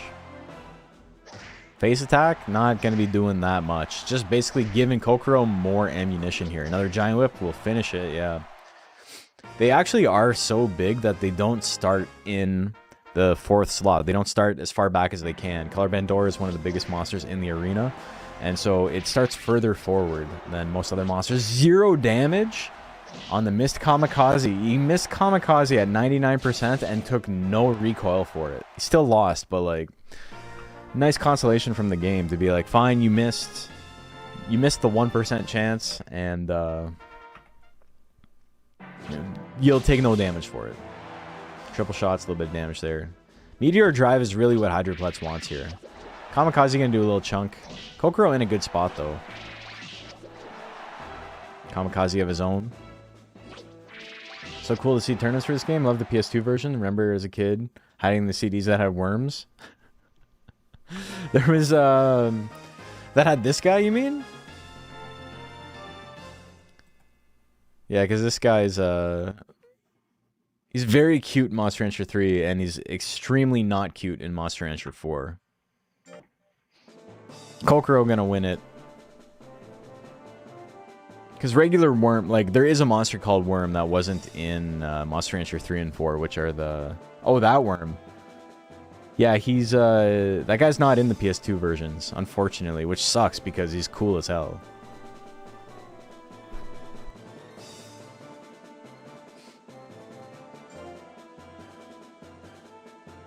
Shape of Lamer and Borbitorper.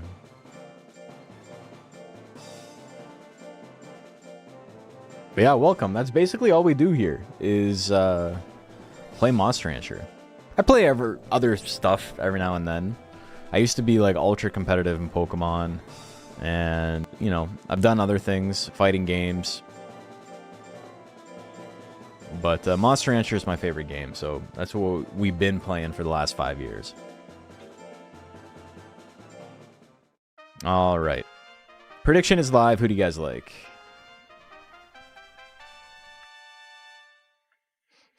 Yep.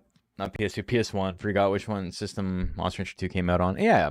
So this, if you are unaware, is Monster Rancher 2 DX, which came out in 2021 for Steam and for Switch and iOS.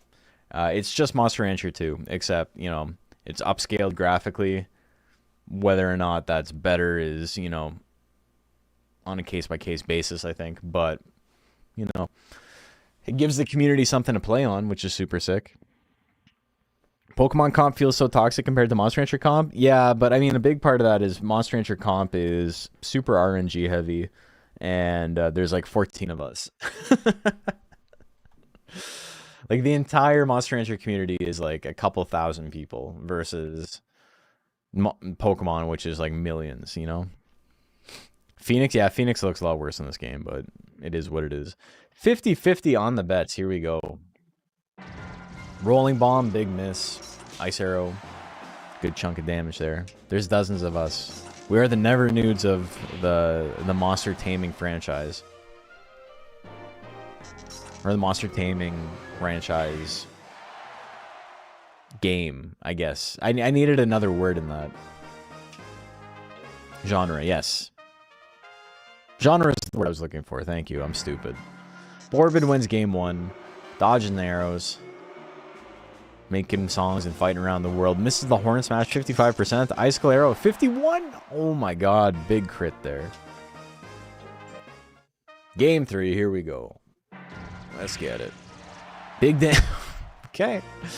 He got it. I said it. He did it. Orbitorper takes that one 2-1. All right, we're getting into the end here. We are in top 8. Conquest, and Rosa. So congratulations to everyone who made it this far. Top 8 in the season, very cool.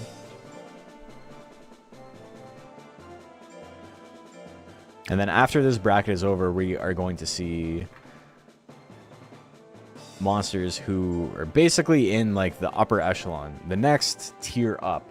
It's the same stat line, but monsters who did better during the regular season.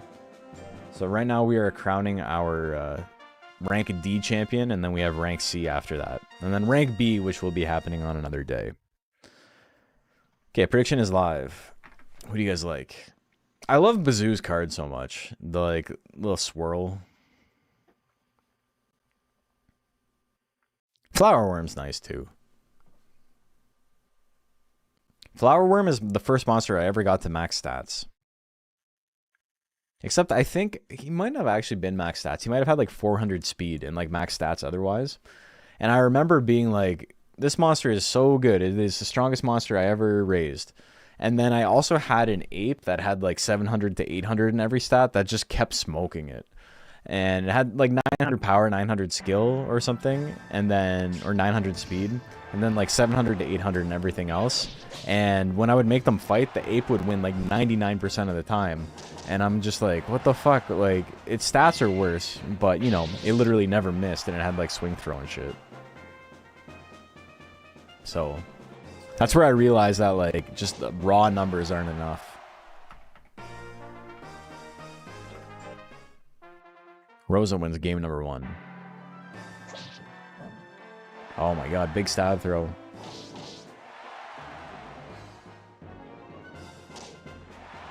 The somersault.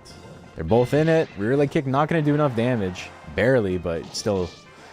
2 lashes. He grits. He doesn't have enough guts to attack. Conquest in a really good spot right now. Rosa needs to keep its distance and then swing something. The stab throw animation gets fucked up. Conquest wins it on the weird animation. Here we go. Game 3. Pinch throw. Good damage. Smash. Not really what Conquest wants, but, you know, it's pretty good damage for the cost. Rear leg kick, definitely not what he wants. Really long animation, doesn't do any damage. Triple stabs a miss at 99. Oh my god, it might be over. Somersault lands. He grits again, though. He's not going out that easily. We've seen 299 misses. The somersault, though. Triple stabs might have killed there. It might have been a 1% chance to lose.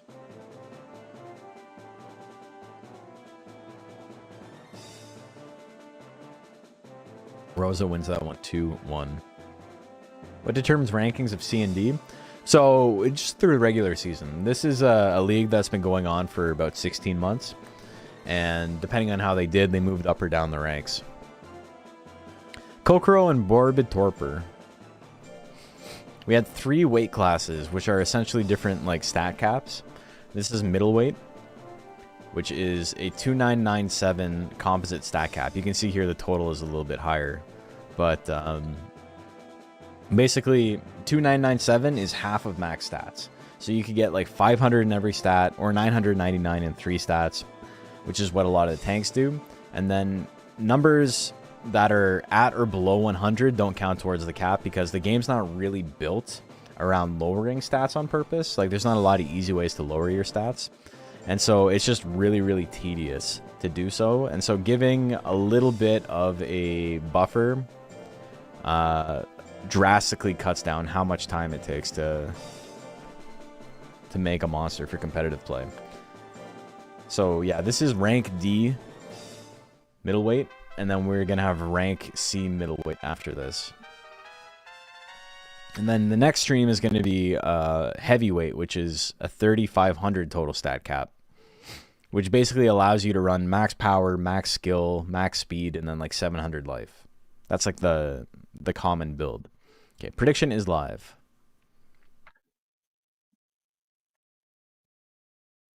Yeah, these are the monsters that like didn't do great during like the first set of rankings, but then once they were relegated to rank D, did really well like within that. And then originally the goal was going to be monsters that did really well in rank D and like won the championship or whatever would move up, and then, you know, monsters that did really bad in rank C would move down again. But it was, I I got like 250 monsters. Like it ended up being way too much. It's something where I would need to like stream tournaments 3 nights a week, and I would probably need to offload some of the tournaments on other people to run, which, you know, I don't mind doing. I don't mind. I'm not like precious about it, but it's more so I didn't want anyone else to feel like required to stream the game, you know? And then if they were like, oh, I had a bad week or whatever, I don't want to stream, and then like it throws the whole season schedule out of whack, like I don't want that on someone else, you know? So frankly, I just allowed too many monsters. Or in Smash. Kokoro 1 hit away from winning this. Kamikaze's the play, 73%. Big miss. Punch combo gonna come out. Borbid needs one more. Oh, he's got no guts left. He can't do anything here. He needs to just survive. He misses the giant whip. Borbid needs to swing something. He's in danger if he doesn't. The Horn Strike lands. We're going to game 3. I think it's game 3. I think he won game 1.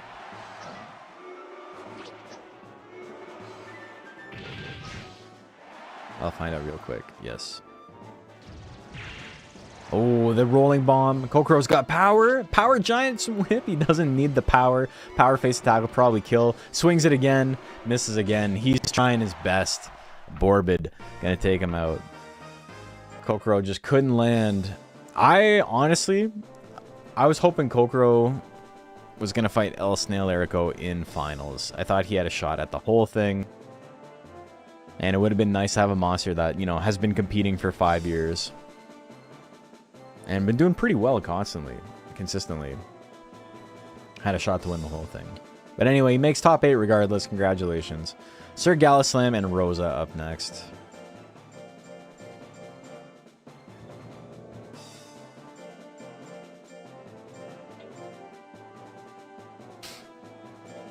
Okay.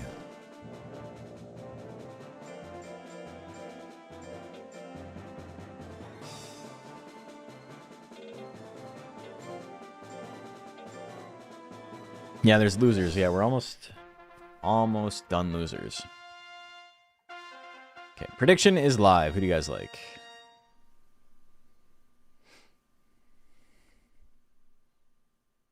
Next tourney, you're entering again. Sick. Yeah, next tournament, I was going to run a Monster Rancher 3 tournament, but Frenzied has been running them pretty consistently, like once a month. So I think I'm just going to enter Frenzied instead of running my own stuff. And then I might just do another stat block tournament for Monster Rancher 2, like the Deluxe Cup.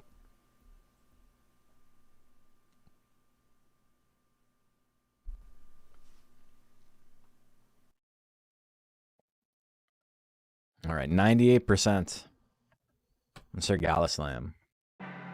I'm liking these one-off 10 chip bets on the opponent. It's smart. You get all the chips if you win, and you lose nothing if you lose. Tail whip, good chunk of damage there. Somersault, bam, gets his ass. Rosa in a really good spot here. Sir Gallislam has so many big attacks though. Wing attack is not one of them, but 2 wing attacks on the other hand. That's a different story. Hey, good night, Spinda. Oh, pinch throw, big miss. Wing attack, really not what you want to see against a tank. Huge damage on that bite. Trample, will it kill? It's going to be close. Yeah, 640. Gallislam takes it. The Dragon's moving on.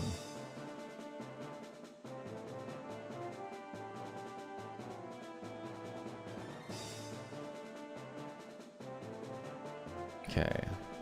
I was thinking, like, it's kind of crazy we don't have a ton of golems. Like, Cyclone golems, like, ruining things for everybody. But we had one that, like, you know, didn't do particularly well today, unfortunately. But then I forgot that, you know, we're in rank D. The golems are all, like, rank C and rank B. Down to Clown and Borbid Torpor.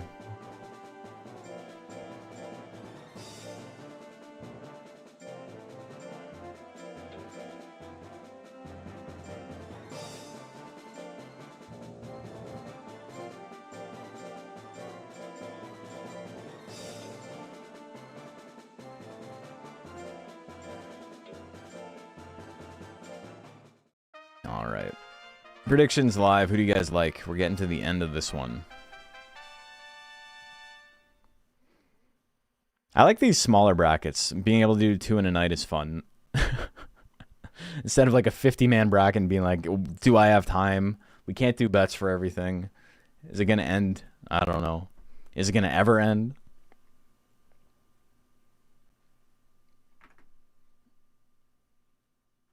All right, this is our last play-in for top 4 to join El Snellerico and Sank Hogheg and Sir Gallislam. What do we got? 96% on Borbid Torpor. People do not want to see the clown win. Damn, big damage there. Borbid Torpor lost it down to clown earlier. That's why he's in losers right now. Oh, the 38% death slash. Borbid Torpor got put into losers immediately, right? Yeah. So he's won 1, 2, 3. Damn, 3 in a row so far in losers. Ooh, the horn smash. Good withering there. You need no rest for the ranchers? Not really. We're always ranching. Horn strike, a little bit of damage. You need something bigger, but like punch combo, that'll do it. Borbid, 1 win away from redeeming himself. Put in losers by down to clown many, many rounds ago. No anger off the horn smash. Pretty good for Borbid. But he does need to build up some guts again. Damn, big damage on the punch. The slash comes out. He's just trying to kill him. He just wants him dead. Oh, another death punch down to clown. Torpor did a good job. But clown too strong. Clown won lightweight last year. Sir Gallislam and down to clown.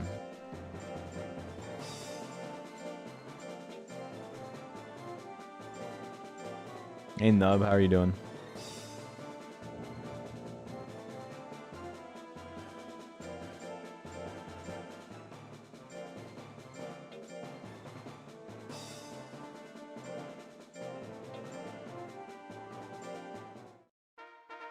Okay, clown wins. Prediction is live. Who do you guys like?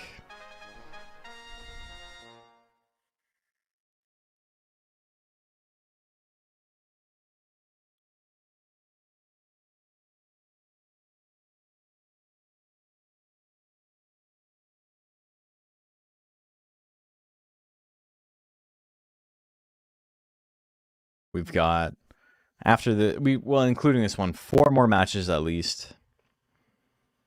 Both great names. Yeah, they're sick. 88% on the dragon. Here we go. Slamming down. Big opener. Ton of withering. Huge crit. Holy shit. Clown in a lot of trouble right now. And the trample finisher. He got smooshed. I feel like you can't smoosh a cape too much. But what do I know? Hits the death punch. Misses the second one. And the third one. Tail attack, a big chunk of damage there. Into the slamming down. Is it enough? No. He's got anger. Sir Gallislam needs to swing first. Misses the death smash.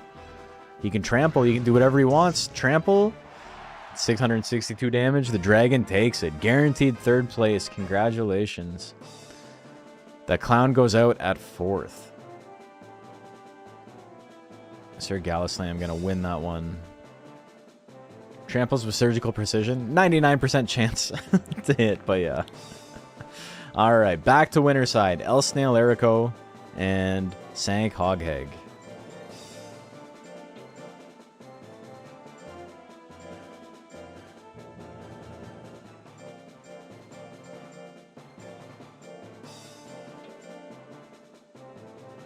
Yeah, his everything had 99% chance to hit.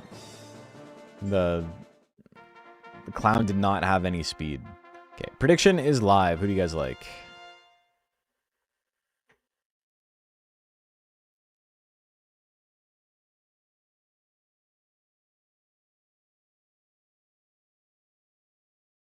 People are liking Sank Hogheg right now. They don't believe in the snail.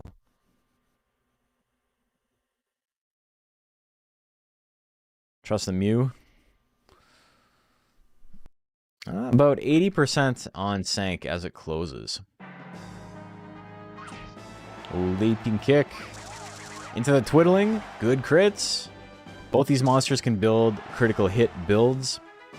Numbing stab 53, big miss there. 50% misses again, but in an okay spot. Another crit on the headbutt. And another crit. 4 for 4 on the crits. He grits, though. He's still in it. Rushing punch just going to finish him off. He had just enough guts to swing it, and he did. Kind of brutalized El Snail Erico in a little bit of trouble. Twiddling 2. Big crit, big damage. Violent Shell. He's got crits of his own, baby. Every single attack we've seen in this set has crit.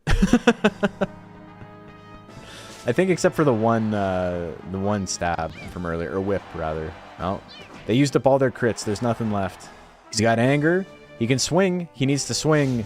Misses a million whips. Still has 50 guts. Swings it again. Misses again. Honestly, not too bad of a play. He needs to just not get hit here. Numbing whip first. 40%. Sank dying with 55 guts in the bank. The snail moves on to grand finals. Sank's not out of it yet. He's got to fight right now, once again.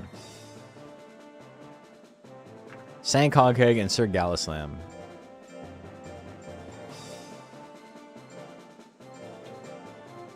That was his first loss of the night.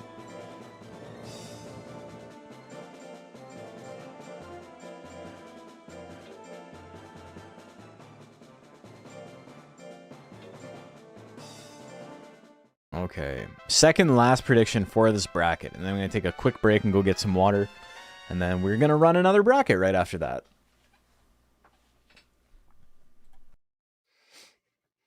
So, all three of these monsters guaranteed, well, El Snail Erico definitely guaranteed top 2. Sank, Hoghead, Sir Gallislam. The loser gets third, gets the bronze medal.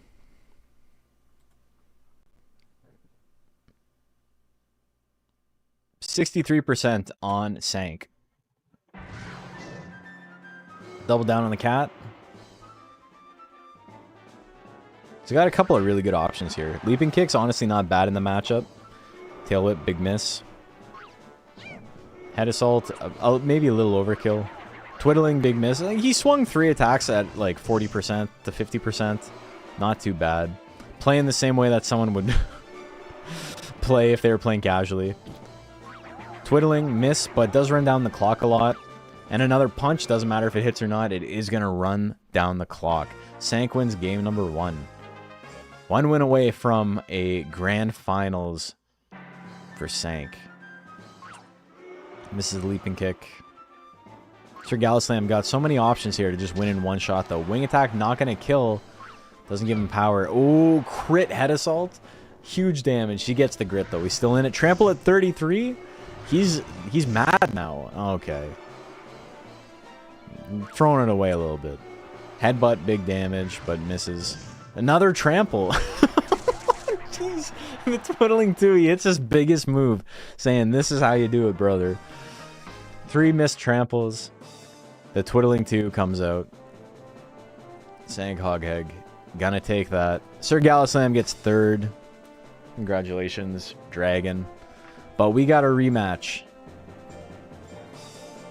El Snail and Sank.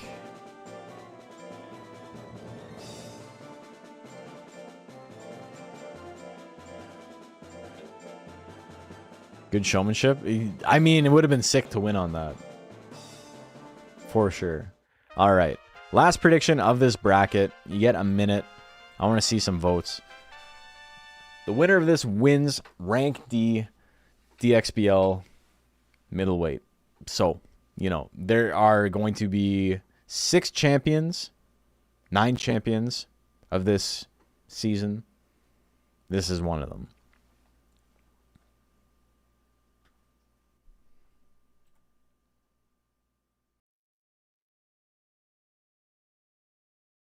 Got 75% on Snail Erico here. People are liking the Snail. Reminder that Snail only has to win 1 set. Sank has to win 2. They are first to 5. If that changes your bet a little bit. Makes you want to bet a little bit more.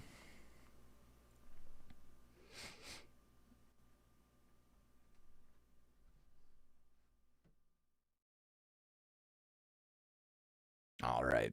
60% on Snail Erico.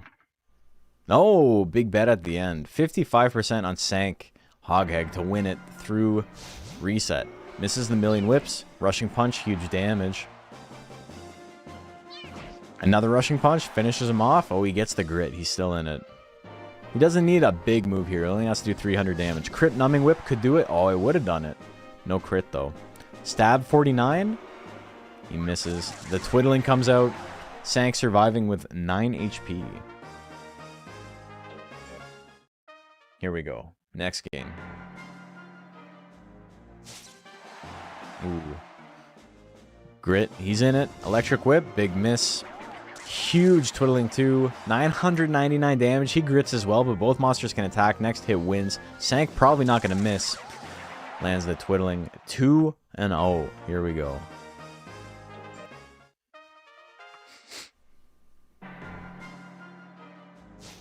Electric stab, big miss. Rushing punch. Good chunk of damage into the twiddling. No crit though. A lot of withering. Numbing stab, good play. He swings it, big miss though. Electric whip gonna land. 551. Snail Erico on the board. 2-1 for Sank. Game 4, here we go. Leaping kick, a little chunk of damage. Really not what Sank needs in this matchup. Violent shell, 47%. He grits it, he's still in it, and just like we saw earlier, he can't really miss, so he's not in too bad of a spot. He just needs to dodge everything. What we got? Another leaping kick. Just any little bit helps right now. Next hit wins, basically, and he swings the big one. Sank 3-1.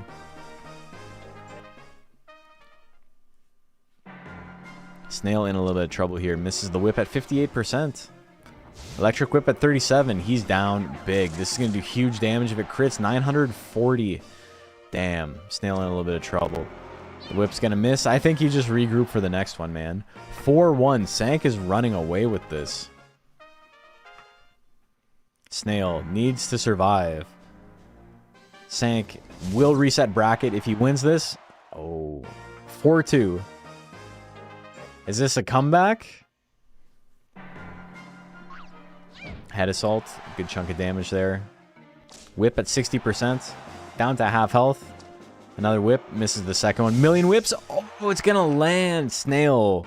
3 wins on the board. 4-3 in Sank's favor. Sank still trying to reset bracket. Snail trying to claw his way back. Twiddling 2. Huge chunk of damage. Numbing stab 53%. Big miss. Hits the second one, puts him in the yellow. Into the electric whip, it's gonna land. And no grit for all. Snail Erico on championship point. Snail can win the whole thing if it wins this. And Sank resets and forces Snail to try and win 5 more. Hits the spike shell though, and that's it. The Snail wins. Pretty much 50-50 shot off the rip. And he lands it. Congratulations, Snail Erico and Freya. Champions of DXBL Middleweight Rank D. The Snail wins the whole thing. All right. So let's take a look at our competitors, see how everyone did. And then we will get ready for the next bracket. Big comeback. Okay. So we got full results. El Snail Erico, 5 wins, no losses, undefeated, true champion. Sank Hogheg, Sir Galaslam rounding out the top 3. Down to Clown, 4th place. Borbitorper and Rosa in 5th. Conquest and Kokoro in top 8. Hydropletz, Shape of Lamer, Smorbit, the Stormtide round out top 12. And then we have Bahamut Zero, Broomstick, Saint Hakushin, TV's Columbo, Gandalfield, and Plum, who did not do spectacular tonight, but, you know, they had to do really well to get here in the first place. So, give me 1 sec. I'm going to go get some water, and we will be right back with the Rank C bracket. Uno momento.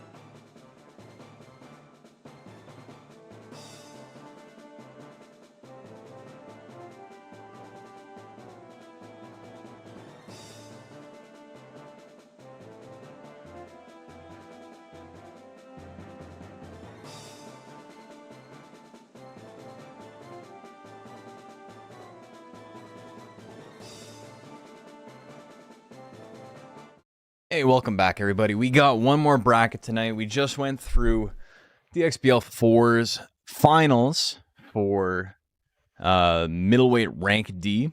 Congratulations to El Snail Erico. Quite an old monster that we've seen a bunch of times. Super cool to see them win the whole thing. So congrats, Freya. But now we got rank C. We got the next echelon up. These monsters did a little bit better during the regular season. And now we get to see them fight. So let's get into it. 15 monsters. We got Froster Shock and Hellscape up first.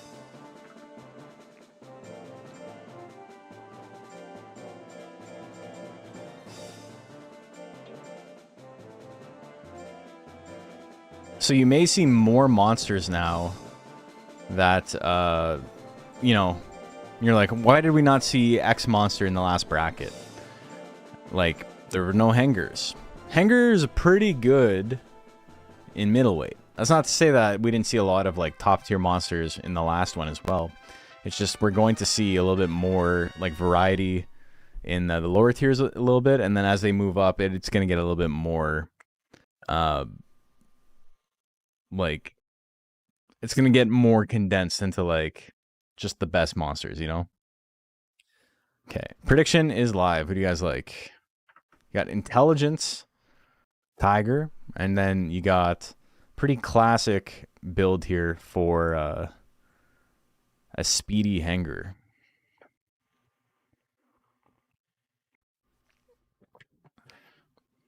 Let's kill it right off the bat. Yeah, but you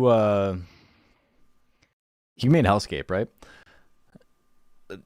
Intelligence Tiger doesn't have a lot of accurate stuff. I also love Jellyhound's card.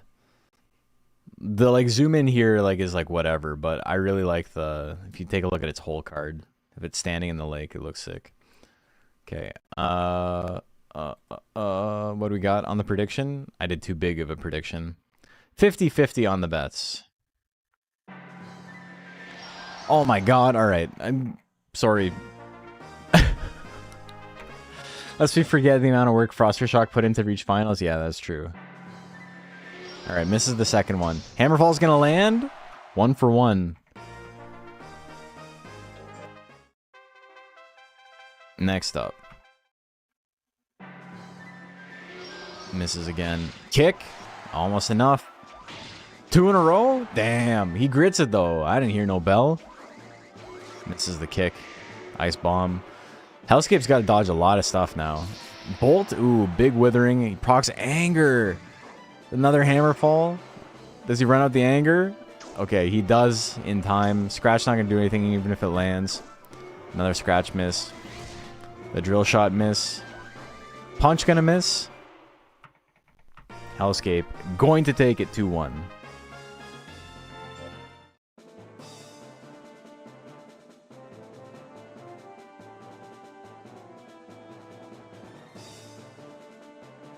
Fuck the Pixar lamp. Dude, this dude hates the Pixar lamp. Frank, how are you doing, man? Okay, so I got to... Yeah, Hellscape wins that 1-2-1. Next up, we got our boys, Am I Banned and Blitzgal.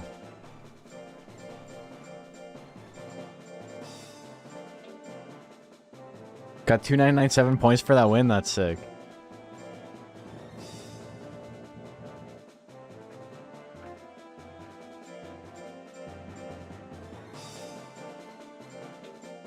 Blitz G. Yeah, I fucking forgot we let Punisher be legal. Alright.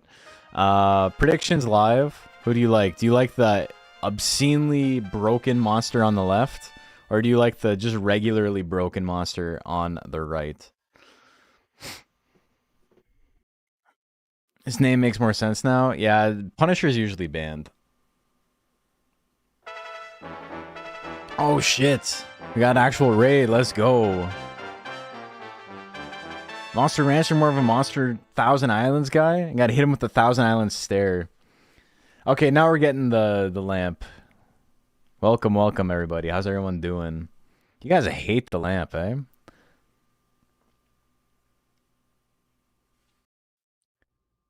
Streamer uses Naga? What the heck? Welcome everybody. I'm Moose Bones. Most of you guys know me, but if you don't, I am in the Fraud Crew Discord, so I've spoken to a few of you. I play mostly Monster Rancher. I ran Monster Rancher at Combo Breaker in 2024 and 2025, and then this year did not travel to the States for, you know, understandable reasons, I believe. Monster Rancher is a sick-ass game. It's salty bets, but you make the guys yourself. That's the easiest way to describe it.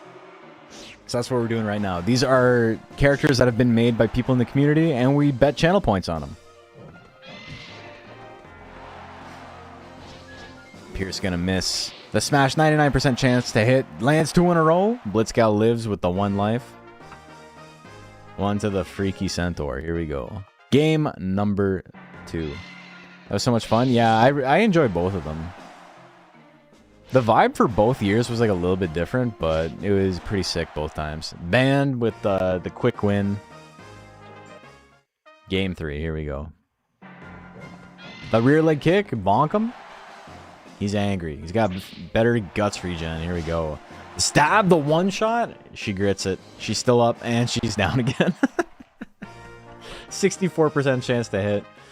Not too bad. Okay. Naga wins that one. Am I banned? Yes, still, for a reason. Blitzcal a really strong monster, so that's funny. Solemn and Bad Luck Duck up next. Bad Luck Duck making finals is kind of crazy. We had the... Bad Luck Duck had quite the run.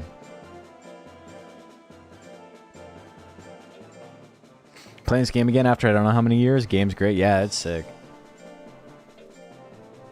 Alright. We got another hanger. We got a little ducky. Predictions live. Who do you guys like? Do you like the robot? Do you like the duck? So Frank, what's with the Pixar lamp?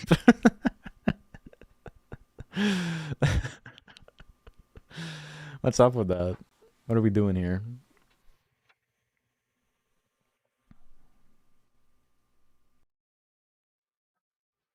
Also, I'm realizing I don't think I've ever had Thousand Islands dressing. Other than on, like, you know, a Reuben or whatever. Or is it the Reuben uses Thousand Island dressing, right? I think. That's too many islands. It is a lot of islands. 97% on Solemn. Thousand Islands is like actually kinda local to me. Bound hits, big damage. The hammer fall. What the fuck? Okay. The camera. What the fuck was that? What the hell happened there? What the fuck? I don't think I've ever seen the camera break the 180 rule in this game like that. That was, I don't know, man. Also, he's like teabagging him, which is sick. I gotta check that out. What the hell was that? He tries to explode. He misses the explosion. Does a little bit of damage to himself. Oh, we gotta watch that one back. That's one of those things that, like, if you don't watch Monster Rancher, you're like, alright, whatever. Like, the camera's a little goofy. But, like, the camera in this game is, like, super consistent. To the point where, like, you can tell if an attack is going to hit or miss a lot of the time just based on, like, very, very minute changes in how it's animated. How the camera, like, swoops in or whatever. So, like, whenever you see something like that where the camera breaks or, like, the monster, like, moves in a weird way, it's just, you know, 10,000 hours in this game. I've never seen that shit before. Duck wins it 2-0. Gelato and Stegosaurus D.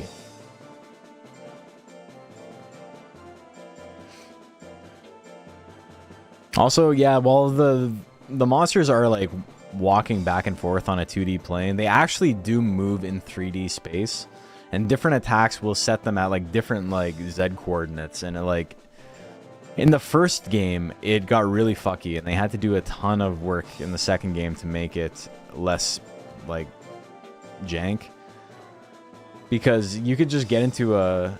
Is it not uploaded? Is Stegosaurus D not uploaded? Oh no. Oh, it is. Okay. What did I spell wrong? Basically, in Monster Rancher 1, the monsters wouldn't like reposition themselves after they attacked or dodged or whatever. So you could get into a situation where like you attack and the monster dodges to the left, and then you attack and they dodge to the left, and you attack and they dodge to the left, and then you're both stuck up against the corner, but like it's a circle. But because you can only move back and forth in like linear space, they're both like touching the walls on the side. So then like at that point in the match, they can no longer like move. This game fixed that, but sometimes you see fucked up animations like that. All right, prediction is live. Who do you guys like? All right, I gotta watch this clip. I gotta see what happened.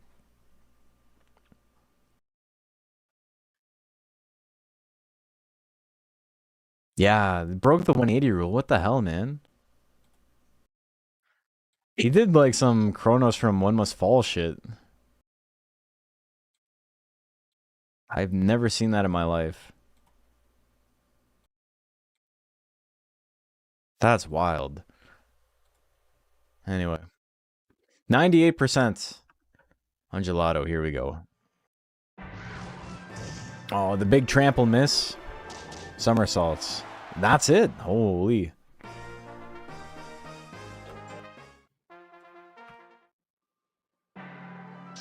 Tusk Slash. Goes for the Tusk Slash. I forgot he had Slash on this build. That's sick. I love Tusk Slash. Very cheap, high crit chance tech. Game number 3. Here we go. Claw combo. Dude, I always forget that Corcusus has those like gnarly little claws. Like the little salad fingers. Somersault's big damage. It's going to be it. Speed monsters don't really have a lot of survivability in this format. Gelato going to take that one. Spanakopita and Gogurt up next.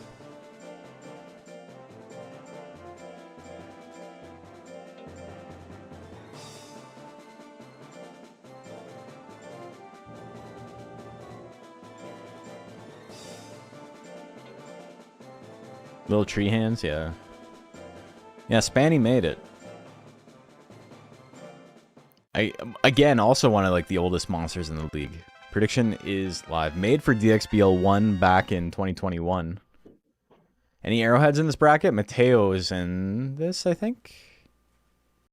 Or did... No, Mateo didn't make it. Formidable, Great Tiger, Hood Classic...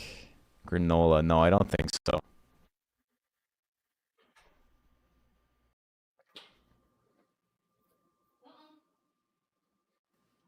Unfortunately, I do not think so. 96% on Spanning. Here we go. People like the Tiger. Roll Assault, little chunk of damage. Electric Blow. The over torque on that attack will never not be incredibly sick. He's not old, he's a veteran. No, that's fair.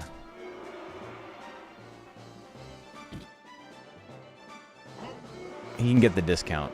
Bite miss. What do we got? The long punch, 50%. Hits the coin flip. We're going to game 2. Gogurt wins game 1. Roll Assault miss at 74% chance to hit. Hits the bite. Chop, combo, you dead, kid. Big damage. Gogurt. Here we go.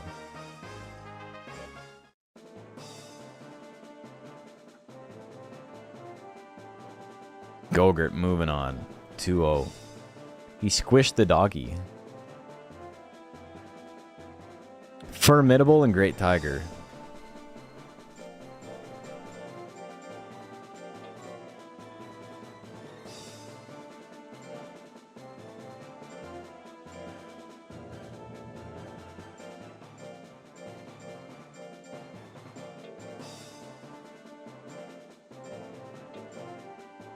I forgot Great Tiger had such low life. 199. Alright, here we go. Prediction is live. Who do you guys like? Great Tiger, probably not surviving a single attack. Maybe Bite. Maybe a Bite. No, not even. Bite's going to do 200 damage at max power. Unless he has like a big guts disadvantage. I think that's the only thing that would stop him. So Great Tiger got to dodge everything. Formidable.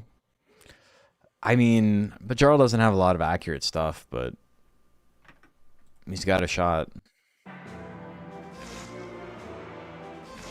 The double bite miss. Hook at 37%.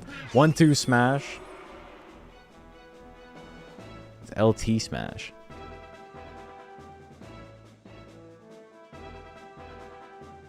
It just does not have a very good chance to hit. The bite lands. Yeah, 300 damage.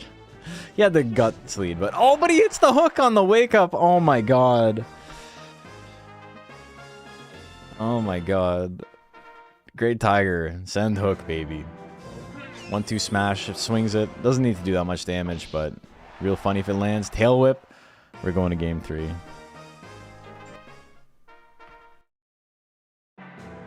They're feeling each other out.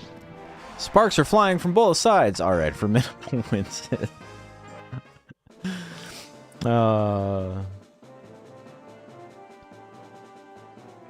Alright, Hood Classic and Granola. Our other ultra banned monster. That by some grace of God is not in rank B. The greatest trick the devil ever played was convincing me to let Broken Nagas back into the DXBL.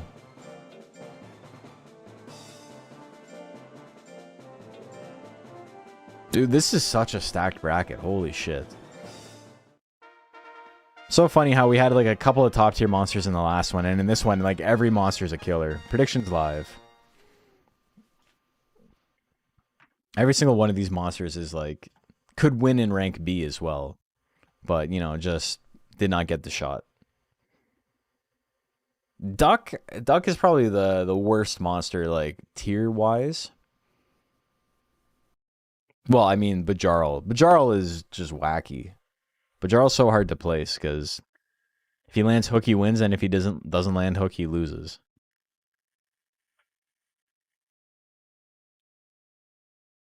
It's kind of like if Dragon only had access to Trample.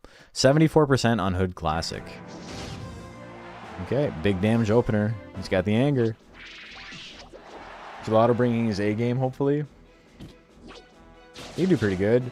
Triple shot's not going to be enough. Hood Classic, I think, going to take this, yeah. Too strong. The big fleshy fin on the back of Hood Classic has always been a nightmare. I don't have a slot 3 charging tech with C-Force and accuracy. And A accuracy. I don't have Roll Assault. I click heavy, and if I don't win, I grit.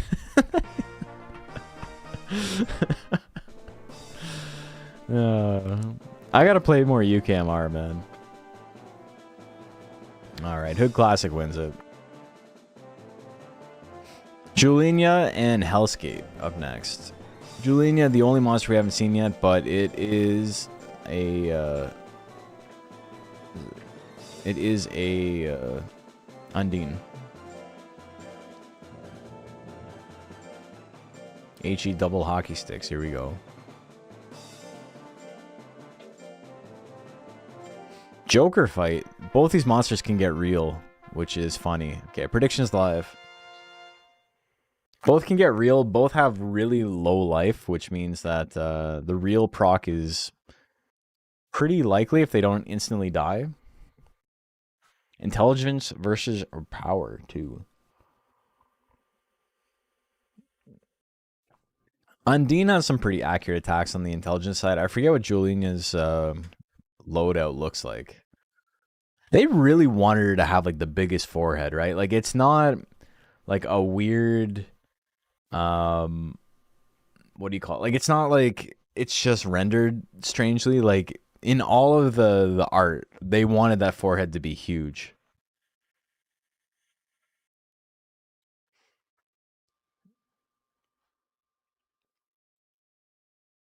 The 5-head emote, yeah. Oh, she got Kiss. Okay, so she does have some accurate stuff. Fist Missile, big miss. Water Gun, 54. Blasted in the balls. Look at that. Game number 2. Here we go. Water Cannon opener. Cold Geyser. Miss. Geyser. Misses the drill shot. The Aqua Waves. He grits it. He's still in it. He doesn't want to go down like that. The ice sword kill. Oh my god. Oh well, what are you gonna do? The ice sword kill is super BM. 1 damage. Needed to do 1 damage. Juliana takes that one 2-0 pretty quick. Am I banned in Bad Luck Duck? Amoeba.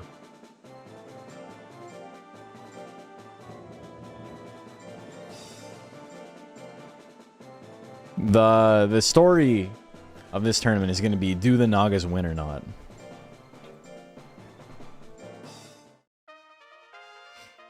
Okay, prediction is live. Who do you guys like? The disrespect, it was pretty disrespectful for sure.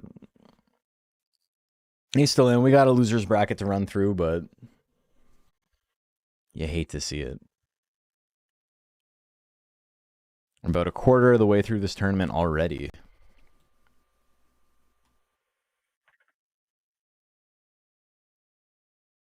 All right, 75% on Am I Banned.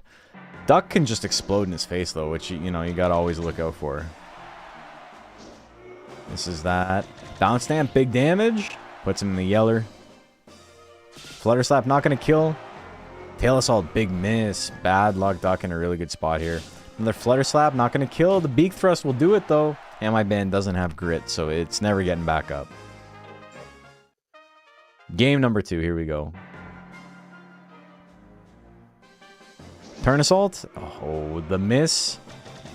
Bound Charge, good damage. Down to half. Regular Bound. Okay, huge difference in damage there. Angry Turn Assault, miss. Bound Luck Duck swings another Bound Charge. He can do it. He goes for a 4th Bound. He hits it. Technically a 2nd Bound, but you know what I mean. Bound Charge, Bound. Bound Charge, Bound. You got him. We got Naga in losers fucking up the whole bracket. Any question mark can't get grit? Most of them, yeah. Unless they specifically spawn with it. Gelato and Go-Gurt. So, like, monsters like Mochi and Zilla and Centaur and Hare all intrinsically get grit. So, like, Gentle Mochi and Blue Thunder and Deluxe Liner, the Titanic Whale, all of those monsters get it. But that's just because it's like a breed bonus. There's some fusible question marks that can get grit through combining. Yeah, things that have access to a capsule. So Gentle Mochi and Moo. Prediction is live. Boo Soldier with grit. Yeah, there's like also a couple of special spawns, but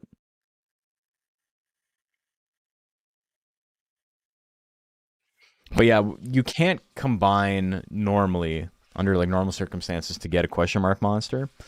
So those special breeds, you know, can't inherit bonuses because they like disappear once you combine them.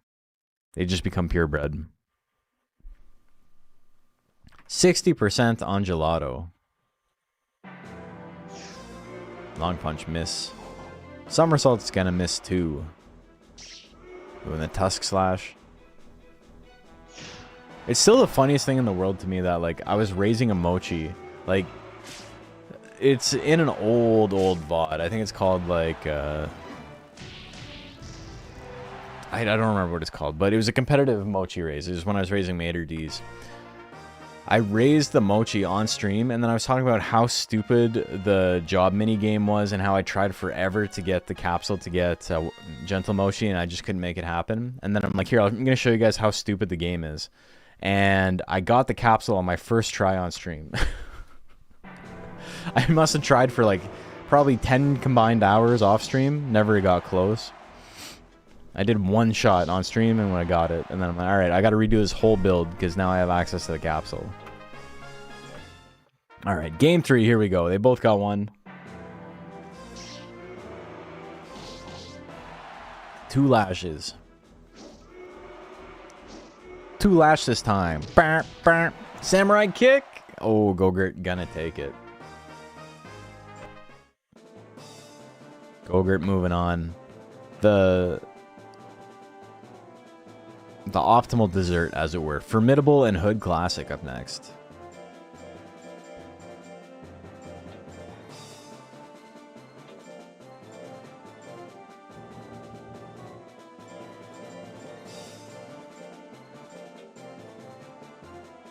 I'm fine letting capsules be a part of game I never experienced. Yeah, it's not worth it.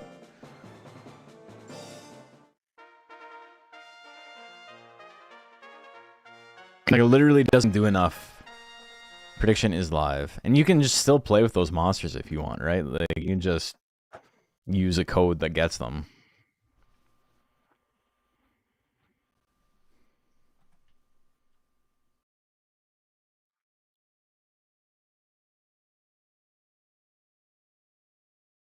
Grit Moo? That's too much work, man. Alright, 63% on Hood Classic. 50% on Turn Assault. It misses. Formidable's got a shot here. Tail attack, big damage. I think it only has tail attack, right? Honestly, pretty good build. Regular ass tail whip. Gonna do a big chunk of damage. He needs to walk forward without getting stabbed, and he gets stabbed. Next game, here we go. Stab opener. Dodges the stab, dodges the stab. He's in it. He's got to make it work. He's got to walk forward. Dodges the thwack. Huge guts lead. Bite, probably the worst possible play. Yeah, it switched to tail whip immediately. And again, it's not enough. Oh, it's not enough. You have to keep swinging, baby. The evil Moo. He's dead. Them calling him Moo M-O-O is such a... They hated his ass. Like... What an awful way to, like, Romanize the name, you know? Julinia and Bad Luck Duck up next.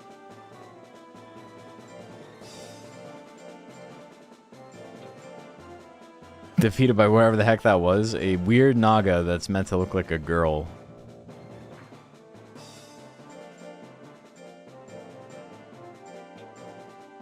It's not a really good translation in English. No, but, I mean, they could have just gone MU. Right? Like, the M-O-O means something different than M-U.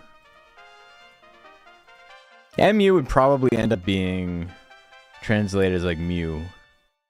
But, yeah. Wasn't there also a weird schoolgirl Naga in Monster Hunter 1? Yes. It's wearing, like, the... Like, it's from a game. It's from another Tecmo game. But, she's got the schoolgirl outfit on, like the Sailor Moon... Anguish, yeah. 67% on Julinia. Here we go. The cold roll miss. Get bounded. Get bounded, bozo. Misses the bound. Hits the flutter slap. Big damage on the crit there. Procs anger immediately. Another flutter slap. 70% chance to hit. Wrong time to get anger. Misses the kiss. And the bound charge at 83 comes out. Duck's gonna win that. Supposed to be a Street Fighter girl? I'm pretty sure it's not. You mean Sakura? No.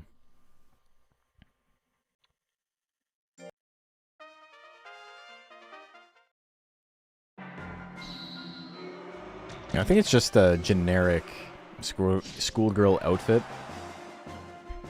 But it's a reference to another Tecmo game.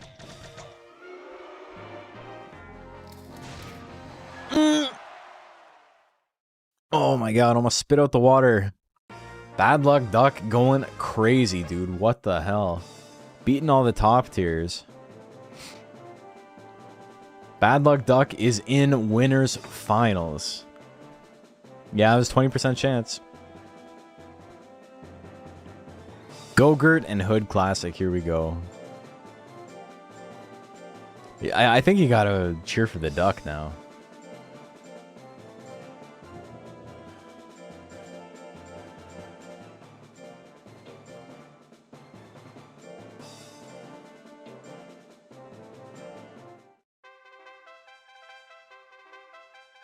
Okay, prediction is live. Who do you guys like?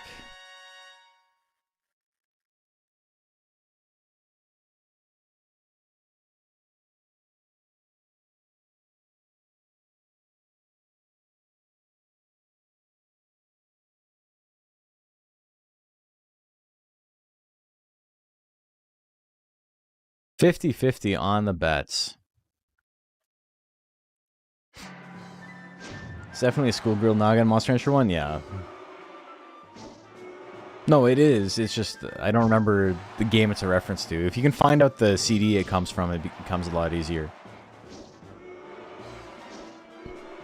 Because it's a reference to that CD. The belly punch, samurai kick. Oh, Gogurt gonna take it.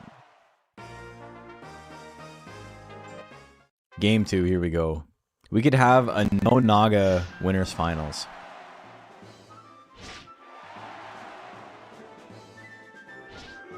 Because I'm pretty sure this is from Tecmo's Deception.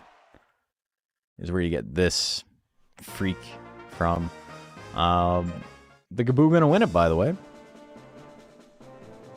Big power straight. Or long punch. So we got Gogurt and the Duck. Look at that. Alright, now we gotta run through losers. But congratulations to Duck and Gogurt for guaranteeing themselves at least 3rd place. Blitzgal and Solemn up next. Now we got Victory Road to run through.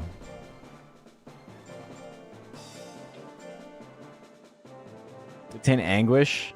Use the CD Best of the Village People. Interesting. So maybe it's not a reference to a game. I know this one's a reference to a game, but maybe that one is just like, oh, it'd be funny if we made a schoolgirl Naga.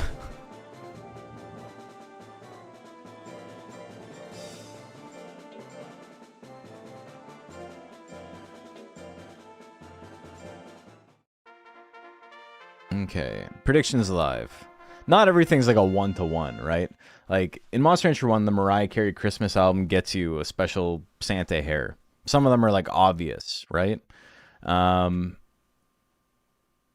Titanic CD like soundtrack gets you deluxe liner in Monster Rancher 2. Like those are like done on purpose and they're like obviously references. No One Can Stop Mr. Domino gets you Domino, the special model. Demon Dice, which is, I only looked up what that game looks like recently, gets you the Dice Color Pandora. Demon Dice looks like a mini game that they tried real hard to make into a full PS1 game. Like, it doesn't look very good, but I don't know. What do I know? Maybe be clear if we had the JP list. I mean, it doesn't. Maybe. But, or like, you know, Reggae Plant comes from Bob Marley Gold, right? Like, there's a lot of like obvious references. And then there's stuff like Millennium by the Backstreet Boys giving you access to Happy Mask. 67% on Blitzgal, which isn't like a, you know, it's not a Backstreet Boys reference, but it was a popular album and they were like, it's a good way to like introduce people to special breeds is to make a couple of the monsters on like really, really popular albums. The stab throw miss. The stab throw miss. I'm pretty sure doesn't Chef comes from the South Park CD, right? Solemn gonna win that. Metal Gear Solid giving the obvious Metal Gear Solid reference, yeah. Death thrust miss.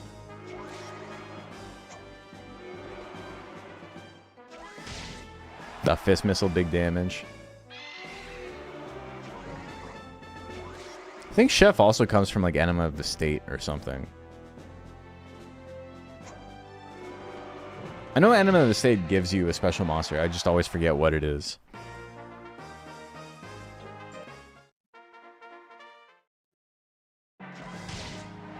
Damn. Fist missile, big damage. The Men in Black soundtrack gives you Shinwa, the special Metalner. Smash miss.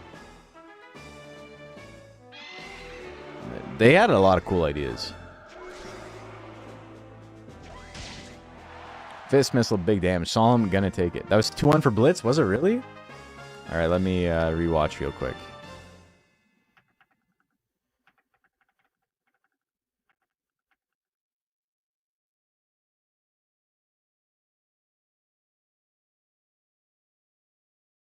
Yeah, I was. All right. Thank you. So, the horse actually wins that. Blitzgal 2-1 over Solemn. Next we got Stegosaurus D and Spanna. Spanna.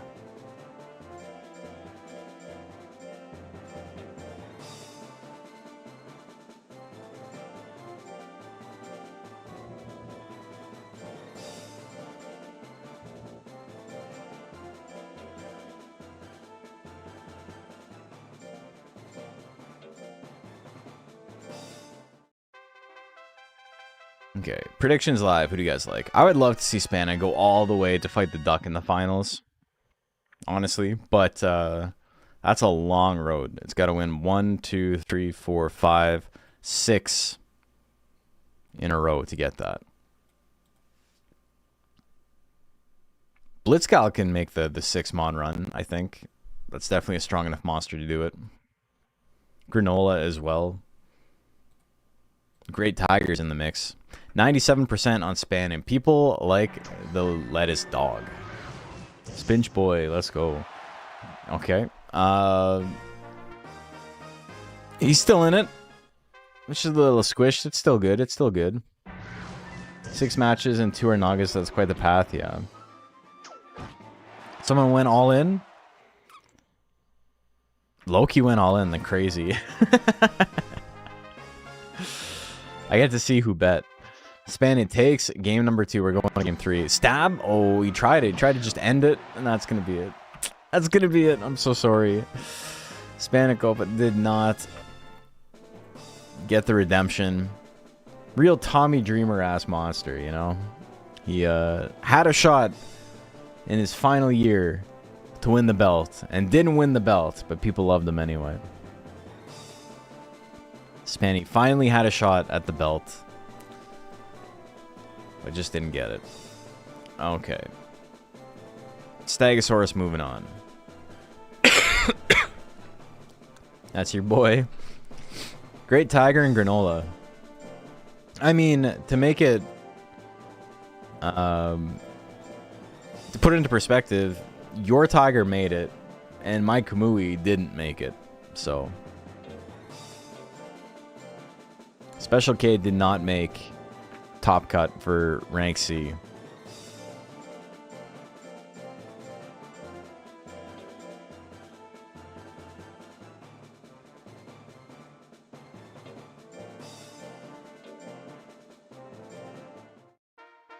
Okay. Predictions live. Who do you guys like?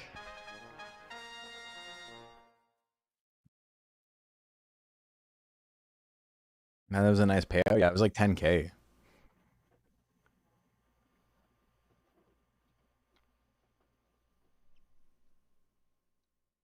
We're getting close to the end already. Wow. Yeah, we're like halfway through this bracket. We'll be done by midnight, which is super nice. I've been like keeping a pretty good sleep schedule lately. Pretty sure you're retiring everybody this year. Yeah, I think going forward, I'm not going to be using any of the monsters I have. Everyone had their shot. 67% on Great Tiger. It's a Spiral Rush? Okay. Alright, game 2, here we go. Okay, he dodges. To the hook. The sidestep. He slips it, he hooks. Okay, well, you know, lightning can't strike twice, I suppose. GG's. That's a set. 2-1. 3 attacks were thrown, 3 games were had. Formidable and Froster Shock up next.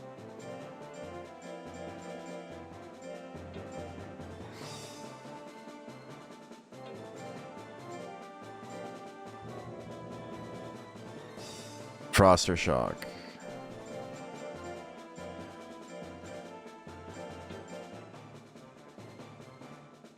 Quickest boxing match ever? That's some teenage Mike Tyson shit. Okay. So that goes to Granola. Predictions live. Who do you guys like? I'm hoping my fight in 2 weeks is that fast. Because if it's that fast, it's very good for me.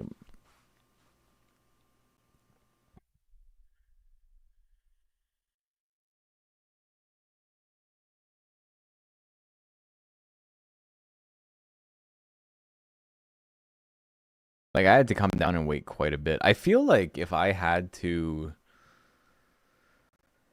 maintain 165, I feel like I could probably, like, lose more weight. I could probably go down another 10 pounds without it being too big of a deal. But, like, my opponent had to drop weight. I think their last 2 fights were at, like, the weight class above. So they actually lost, like, 10 pounds. So they're going to be a little bit taller than me. It's going to be interesting. 66% on Formidable. I think the tail of the tape was like they are 5'11", and I'm 5'9".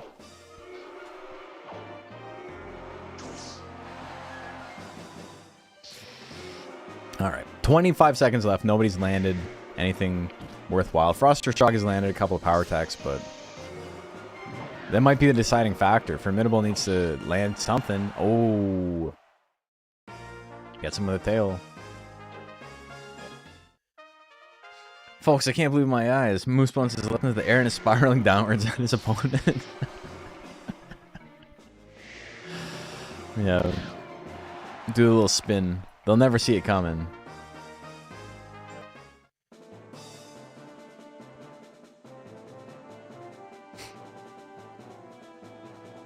I don't think you're allowed to Superman punch in boxing. I've never thought about it. It's like such a bad idea. Gelato and Blitzgal up next. While we're running the prediction, I'm gonna take a look and see if it's a thing you can do.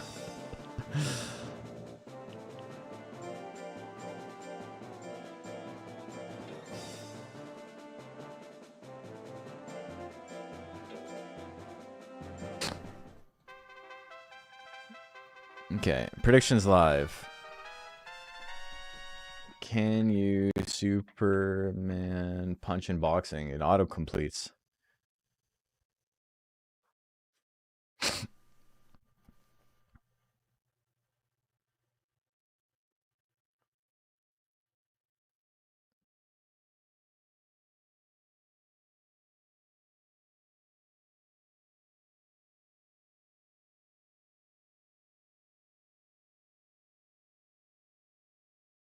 I'm looking it up. Yeah, it's legal. It's just stupid. Yeah, all right. So basically what I thought. 66% on Gelato. I gotta hit him with Magic Pot. I gotta put him in the jar. I don't know if I'm gonna be doing that. Thank you for the advice, though. Blitzgal wins game 1.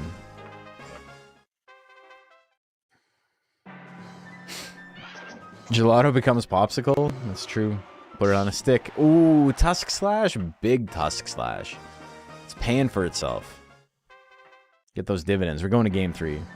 After more digging than I expected, the JP game CD that gave the schoolgirl Naga is the Dating Sim Tokimeki Memorial. Well, that's Konami. Oh, but is it like a reference? Oh my god, 28%. Dating Sim gives you schoolgirl? Yeah, that makes sense. Blitzgal gonna take it. Village People being the analog is really funny, though.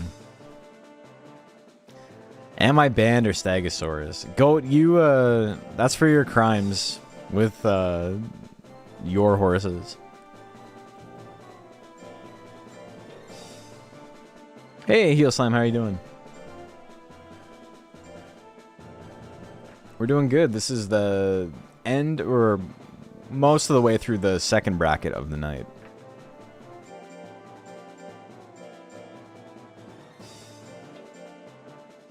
Don't think it's a direct one, but they seem to have the same outfit. Okay, so it's not a reference to, like, a character in it.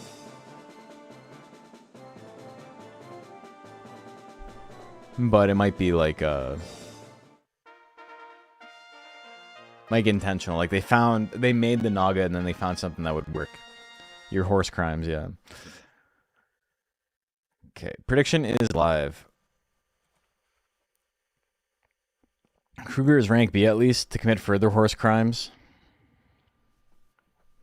Yeah. Never really stopped, eh?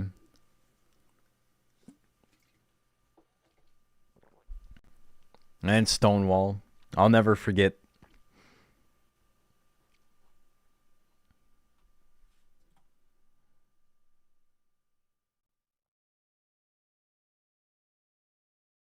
6. Yeah, no, nobody voted on the Naga at all. So if Naga wins, y'all lose your points. Trample? Alright. Good damage. He grits. He's in it. Naga wins game 1. The trample needs a crit. Alright. You got it. We're going to game 3. Even walking backwards into like flying attack is, or flying combo is pretty good. Trample again. No crit this time, but he can trample again, which is very funny, but he gets hit with the turn assault. He grits again. He has no guts though. He needs to dodge whatever's next. Another turn assault. Okay, he's in it.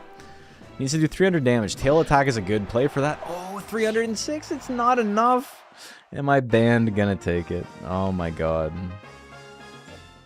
The game was popular? Oh, okay. So, yeah, it might have been. Might have been what they did then. Am I banned? Gonna take out Stegosaurus, but he tried. He did what he had to do. Hellscape and Granola. You could argue that, you know, 2 bad damage rolls are why the Naga stayed alive, if you want to cope about it. Because damage is always just plus or minus 10, whatever the amount is. So if it rolled minus 10 twice in a row, he lived with 16 health.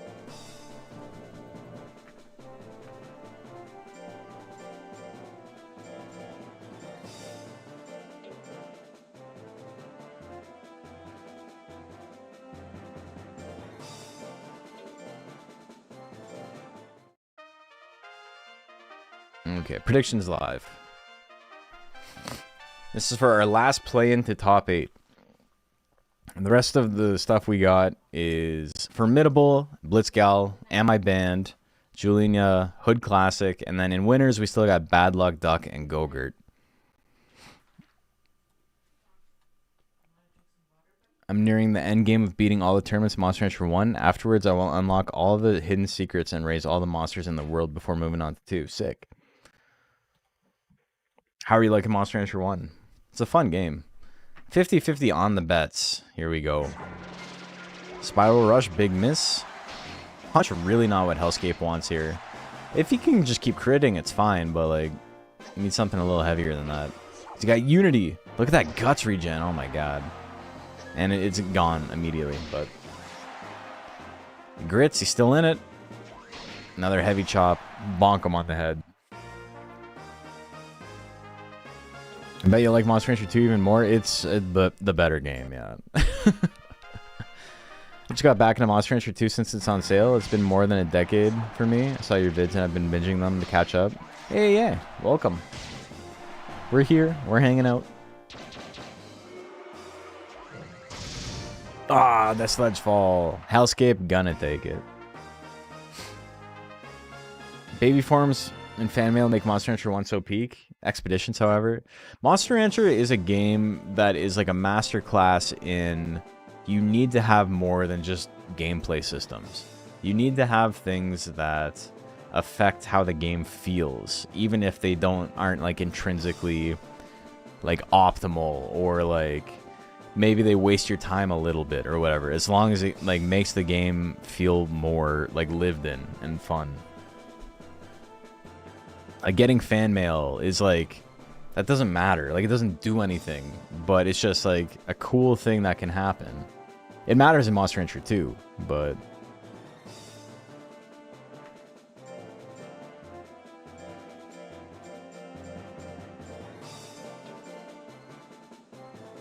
Moose the Monster Rancher anime and Cyber 6 were the only TMS entertainment shows I liked. The rest I hated. Sonic X and Virtua Fighter and Shenmue. There was a Virtua Fighter TV show? You have 1 and 2 on your phone, but I can't transfer save data for Steam Deck. Damn.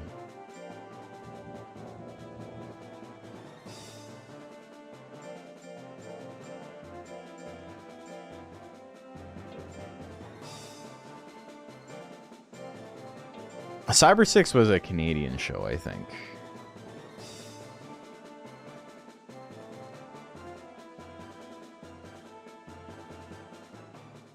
The drill won't be half as memorable if they don't make an animation that you just press triangle on. Yeah.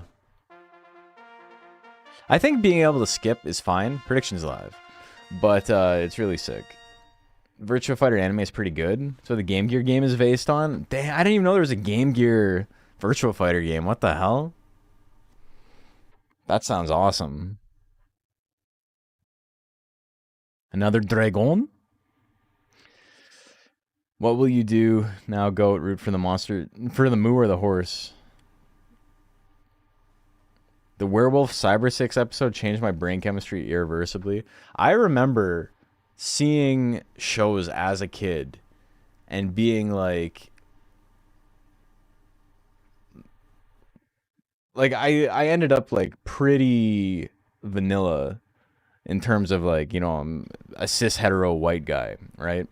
There's not a lot of spicy stuff going on there, but I've seen, and like I specifically remember, and I'm not saying which shows and which episodes because I'm a total coward, but I've seen episodes of shows that are like stuck in my brain as like this did something to me when I was like 6 years old, 7 years old, and it's like it wasn't explicitly sexual, but like, you know, growing up I can put 2 and 2 together. All right, Blitzgal with all of the votes. Cyber 6 was also based on a comic that never saw an official English translation. Said comic was so violent and not safe for work that the animated series had to tone it down. Yeah, I mean, to be fair, Monster Rancher's like that too. They had to tone it down. It's like heavily censored from the Japanese version. Even though, you know, most of the censors are kind of like, get rid of fart jokes. But also, there's entire episodes that don't make any sense because like fight scenes are cut out. So you have situations where it's like, it just does like a dissolve fade from one scene to the next, and you're like, I don't know what's happening now.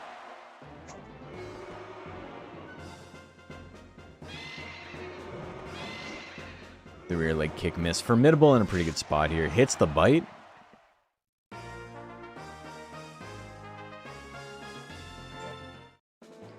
The dub of the anime wasn't as badly edited as a typical 4Kids dub. I think it's probably worse than the typical 4Kids dub. I think a lot of the voice acting and stuff is really funny, and I think they get away with a lot of like otherwise kind of mediocre and bad scripting and translation and localization by just having killer line reads all the time. Am I banned in Hellscape up next?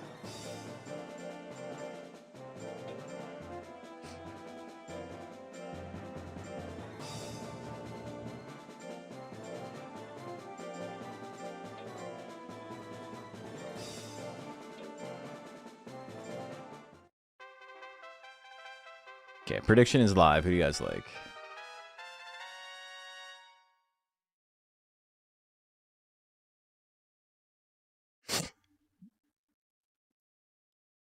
There was an episode of Monster Rancher anime when I was watching the JP version for the first time that had a brutal opening. I was so confused, like I don't remember this. Yeah, they cut a lot of shit out.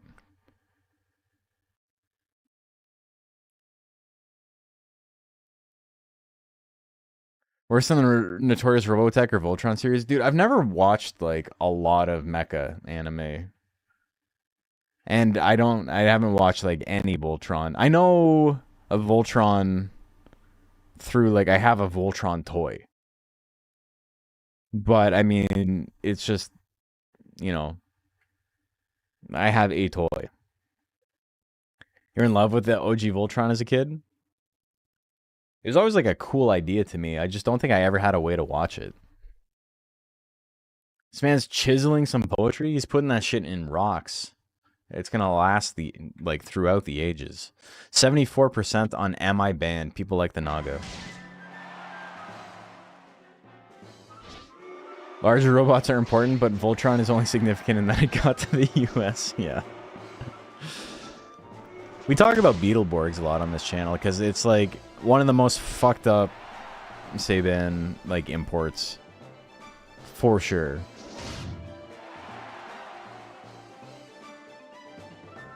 Like maybe the worst example of like a localized Sentai, you know? What saved the voice Monster Rancher dub for me was the voice acting. Yeah, it's really good, and some of the line reads are insane, which makes it really funny. Oh, another grit. He's still in it. He dodges. He can win the whole thing here. He hits the hammer fall. Oh, the evil's defeated. Scott's great is like, yeah, he's like everything. Beetleborgs. Beetle. They got the fucking Frankenstein saying Beetleborgs, but it's just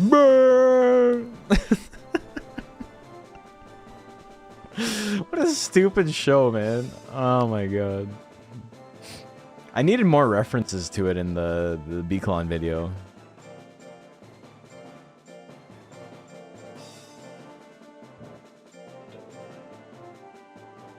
Survived one Naga just to fight the other? Well, you gotta be the chosen one.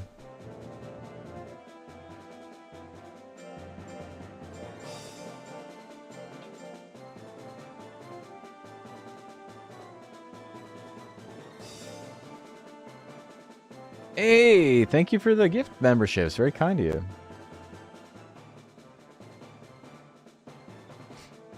It's very, very nice of you. Thank you.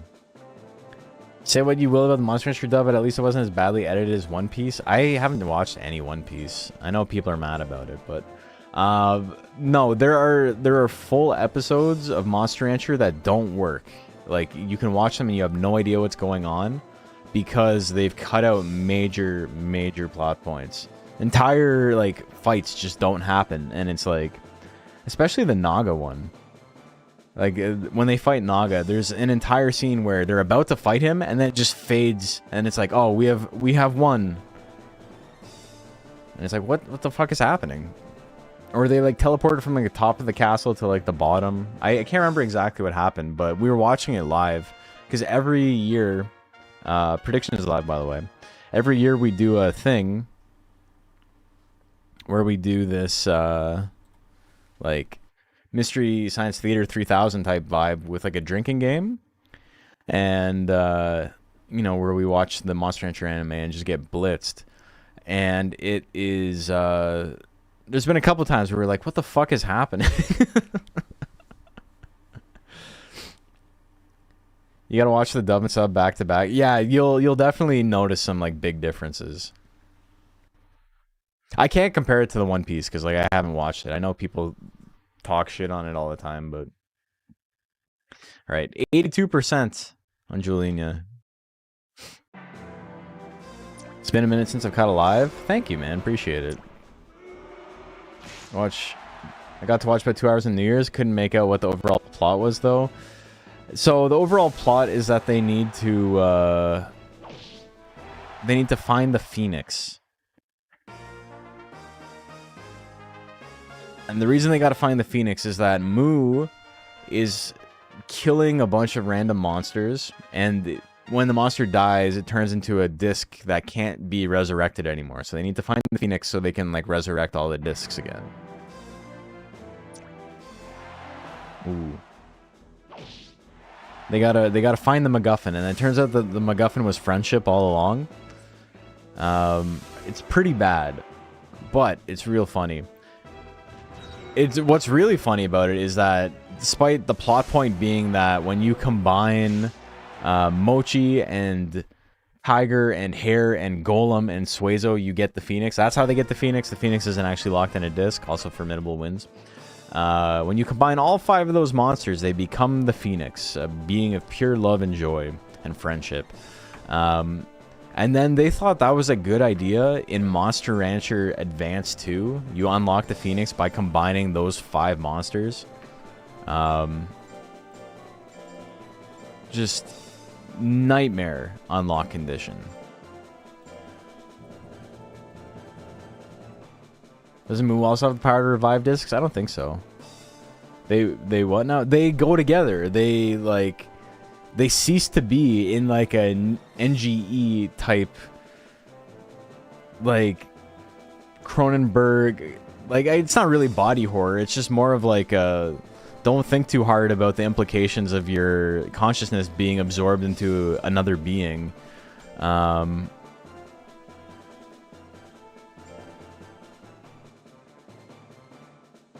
Like Childhood's End?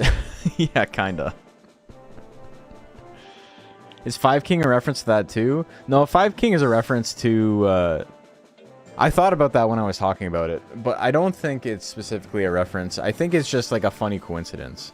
If anything, I think Phoenix being combined that way is probably a reference to Ultraman, if anything. Because Five King is like 5 monsters combined, 5 kaiju combined. And Five King's unlock condition in Ultra Kaiju is you need to combine 2 mixed breeds that have like 4 different monsters with the disc ships of the 5th monster. And you need to combine all those, and then that gives you Five King, which is a nightmare unlock. And you only have access to that after getting to S rank with all 5 of the monsters needed in the combination. So it's a very long process.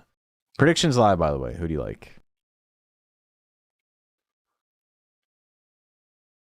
Five King is also much harder since A2 Phoenix only takes 4 weeks to unlock. Is that what? Oh yeah, because you just need to get the monsters on the ranch. Yeah, you don't need to raise them to S rank. Five King is like a atrocious unlock condition. Though I think it's fine. Like, as much as it's like, I was like, I don't like doing this.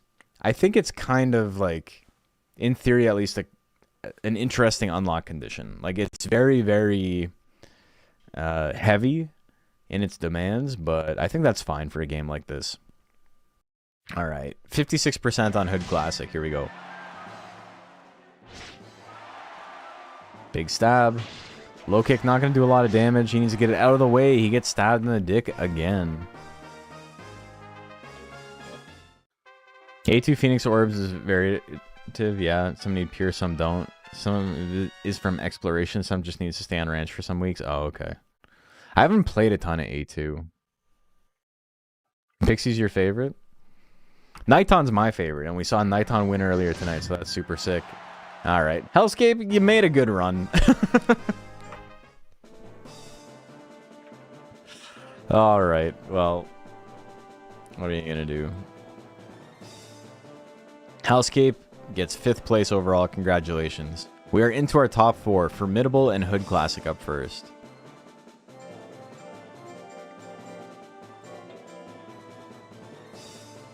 And shockingly, I love my dragons. Yeah, they're dragons cool as hell.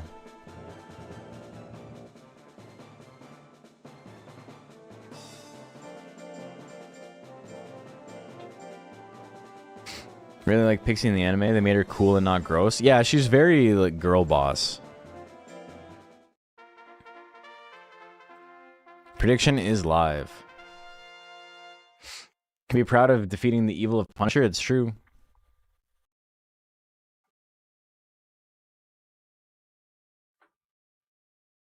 New to the whole Monster Hunter community, but slowly learning the rules of the game and community. Are you in the Discord?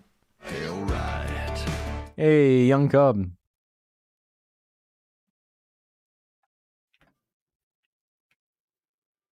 Here, I'm gonna post the Discord.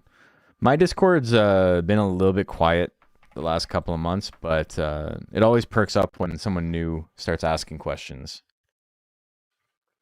It's been a little quiet because I personally haven't been posting a lot of videos and stuff. I've been like super focused on the fight, and that has come at the expense of like less video editing and things like that.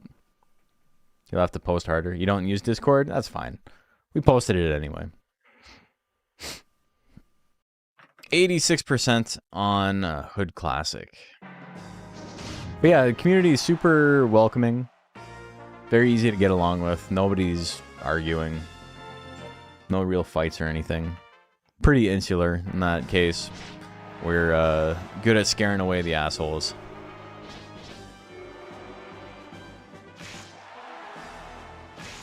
Every now and then a random shows up and it's like, I've never run a tournament, but I think the way everybody runs tournaments is stupid and I could do a better job. And then it's like, okay. And they're like, yeah, I'm going to have tournaments for money. This has happened like 3 or 4 times.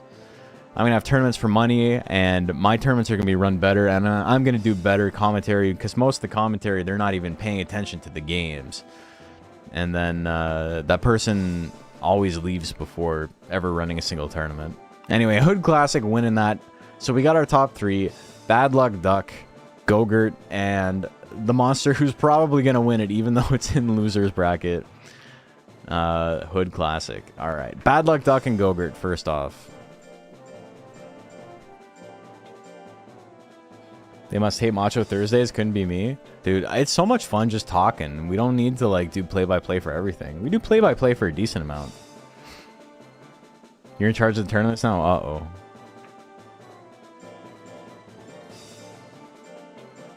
It's... What's really funny is it's always, like, a 30-year-old, like, burnout who has never done any kind of, like, community outreach in, like, any situation. Not even, like, necessarily Monster Rancher, but they've never, like, run events in general for anything, whether it's like an online tournament or like, you know, a bake sale or whatever. And they're just like, how hard could it be to just do everything? Predictions live, by the way.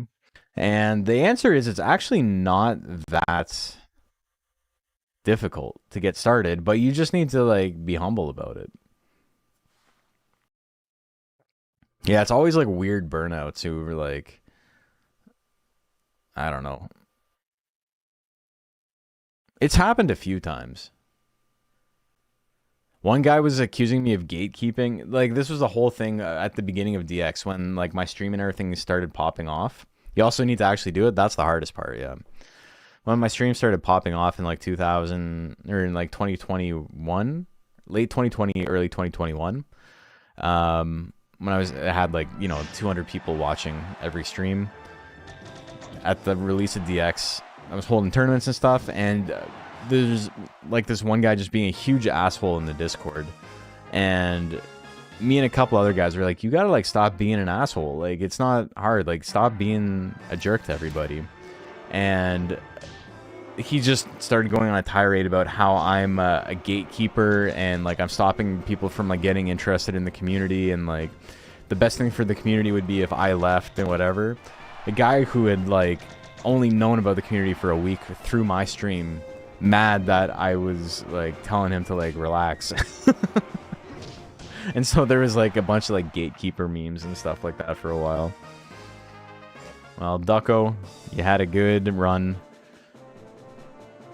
You're still in it, but Gogurt is in finals. Bad Luck Duck and Hood Classic. Can he do it again? He put him here in the first place. Can he send him to hell after sending him to losers?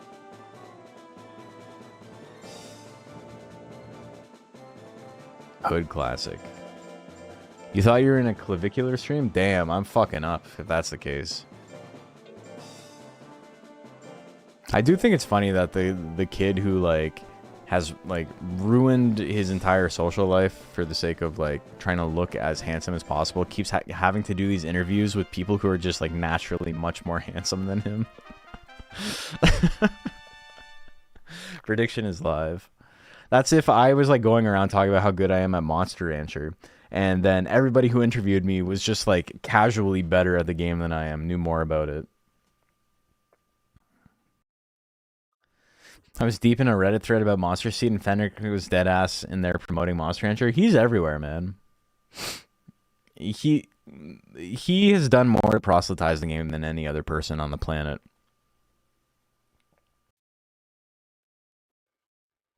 As much as like I've put in a lot of effort and like I make the videos and stuff and do outreach and whatever, gone to Combo Breaker, he was doing that shit like in the 2000s. And Legend Cup is still like a way better resource than anything I've made. My stuff is entertaining, but like his is like where you go if you like actually want the info. Mine's where you go if you like want to be entertained while you're learning the info. 68% on Bad Luck Duck. Oh my god, he hits the explosion. He's one win away from the rerun. From the run back, I should say. Game number 2. He's so humble about it. Yeah, I know. Misses the turn assault. Hits the thwack. Big damage there. Another bound. Not really what he wants. Ooh, dodge the tail. Dodge the tail. He's in it. He's still in it. He needs something bigger, though. The explosion's online. He hits it. 988. Bad Luck Duck explodes his way into grand finals. The evil is defeated. There will not be a Naga champion in middleweight rank C. Hood Classic and MI Band both go down. The Duck is 3-0 against them. I think. Yeah. No, he didn't beat Hood Classic. He beat MI Band. And then he beat Hood Classic. So the Duck puts both of them out. MI Band lost to Hellscape. We'll give him the assist. Gogurt and Bad Luck Duck. Our last set of the tournament. Potentially. So we are going to do a little bit of a longer bet. Can't believe your guy made it. Guaranteed second place. Bad Luck Duck will interview the Looks Maxer. PS1 had some insane monster games. Yeah, I gotta like check out Jade Cocoon again. Monster Seed is a game that I have like, I know it exists and I like vaguely understand how it's related to Monster Rancher, but I've never played it. Jade Cocoon I've played, but it's in my brain they like kind of meld together. Okay, 1 minute prediction. Get your bets in. This is the last bet of the night. Gogurt only has to win 1 set. Bad Luck Duck needs to win 2. So Bad Luck Duck is the underdog here.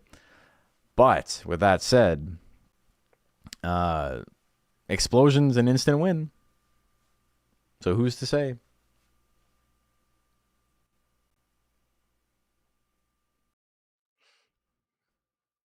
Monster Seed is a lot weirder than Jade Cocoon. Dragon Seeds is differently weird. Too many seeds, man. Too many seeds and too many cocoons. Star Manja? I have no idea what that is.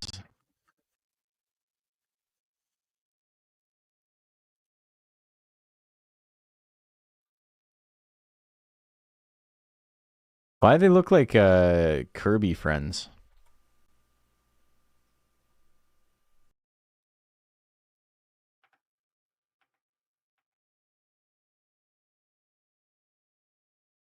Is it Japan only?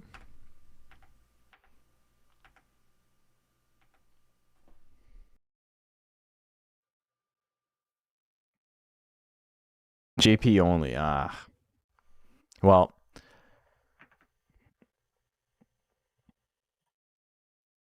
Here we go. 72%. 10,000, 11,000 chips on Gogurt. Here we go. First to 5 each set.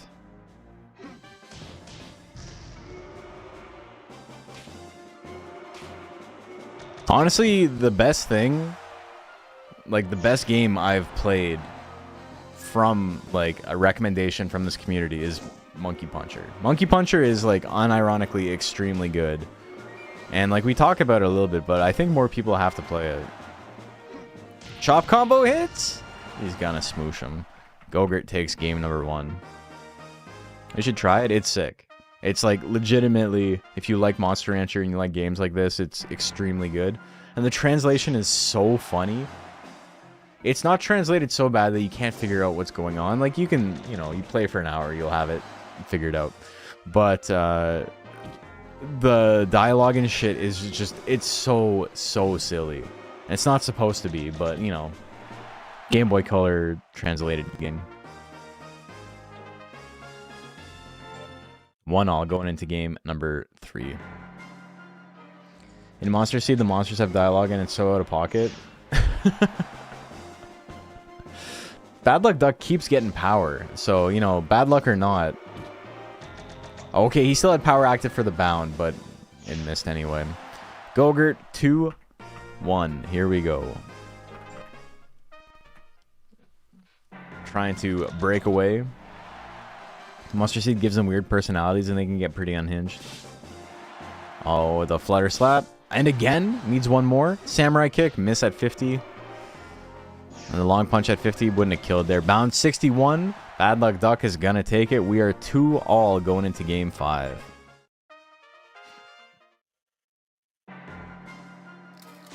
Oh my god, the explosion. Chop combo? Okay.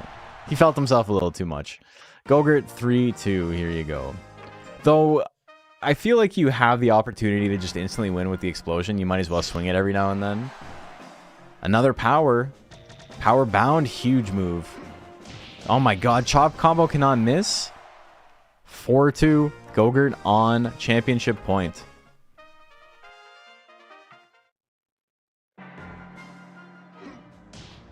He finally misses a chop combo. The bound. Good damage on the bound. And again. Down to 1. The flutter slap. He just needs to do some damage. Misses the bound. Bound charge. A little bit less accurate. Long punch. Huge guts lead. Misses it though. Rolling chop. Gonna miss as well. Samurai kick at 46. He's swinging. He's trying to win it. The bound stamp. Gonna take it. 4-3. Gogurt still on championship point. But Duck not out of it yet.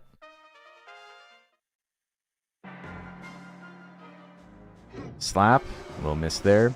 The flutter slap of his own. And misses. Bounce stamp. Huge move. Oh, big damage and a grit. Gogurt still in it. Hits the bound. 4 apiece. Just like that. Bad luck Duck on reset point. Same situation we had last time. It went to game number 9. But then Duck or Snail Erico won it from winner's side. No power this time. Bad luck Duck gonna have to do it without the power. Beak thrust miss at 50. Bound gonna do a little bit of damage. He needs something bigger though. Electric blow hits at 18%.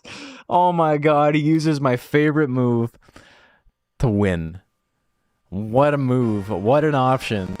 Holy shit. Bad luck Duck indeed. 18% chance to hit. Loses the entire league on an 18. Basically a 1 in 6 chance. 5-4 Gogurt. We had no bracket resets tonight. What a run. So congratulations Gogurt. Both monsters tonight. Winning it from winner's side. Never losing. Pretty declarative. Let's take a look and see what we got. Gogurt with the 5 wins, no losses. Bad luck Duck, congratulations. Second place. Honestly, I think it makes sense that he lost it that way. Can't root for a monster on your stream. Yeah, I know. Unfortunately, YouTube doesn't have the predictions, but you got to do it on Twitch. But I understand people don't want to use Twitch, which is why I do the double stream. Hood Classic in 3rd place, getting that bronze. Formidable with 4th place. Hellscape and Julinia getting 5th overall. Am I Band and Blitzgal for the top 8. And then Froster Shock, Gelato, Granola, Stegosaurus D, Great Tiger, Solomon, Spanakopin. And not doing super well tonight. But, you know, they made it. They made it to the finals. Just by eliminating the Nagas, Duck and Hellscape were honorable contenders for sure, yeah. Oh, you mean anyone you like ends up dead? Oh. You're bad luck. Dude, we had someone the other day. It was like 10 bets in a row or something. Everyone they bet for lost. And people started being like, don't like bet on my guy. Like, go away. Anyway. So, Gogurt and El Snail Erico. Congratulations, guys. Super fun night. A lot of great matches. Let's just close it out there. I enjoyed it. We finished before midnight. The money goes to the Gaboo fans. And let's rate a channel. And then we'll call it. Is anyone playing Monster Rancher? Never. Literally never. It's only me. That's okay.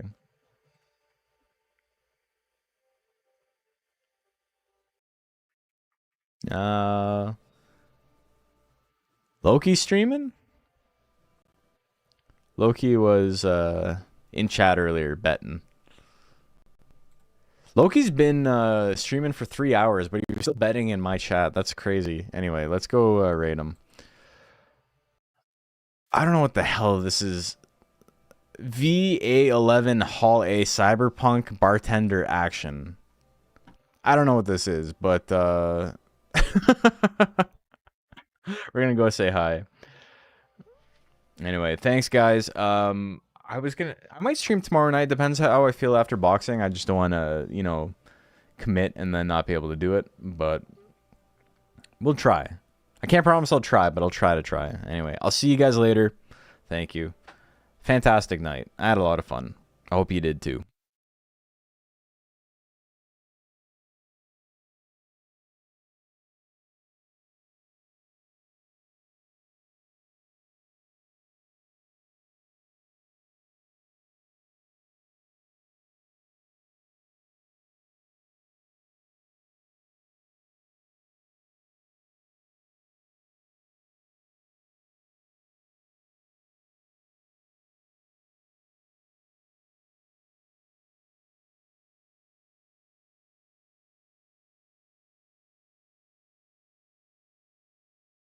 On Twitch. So like you are the We like Monster Rancher. Yes.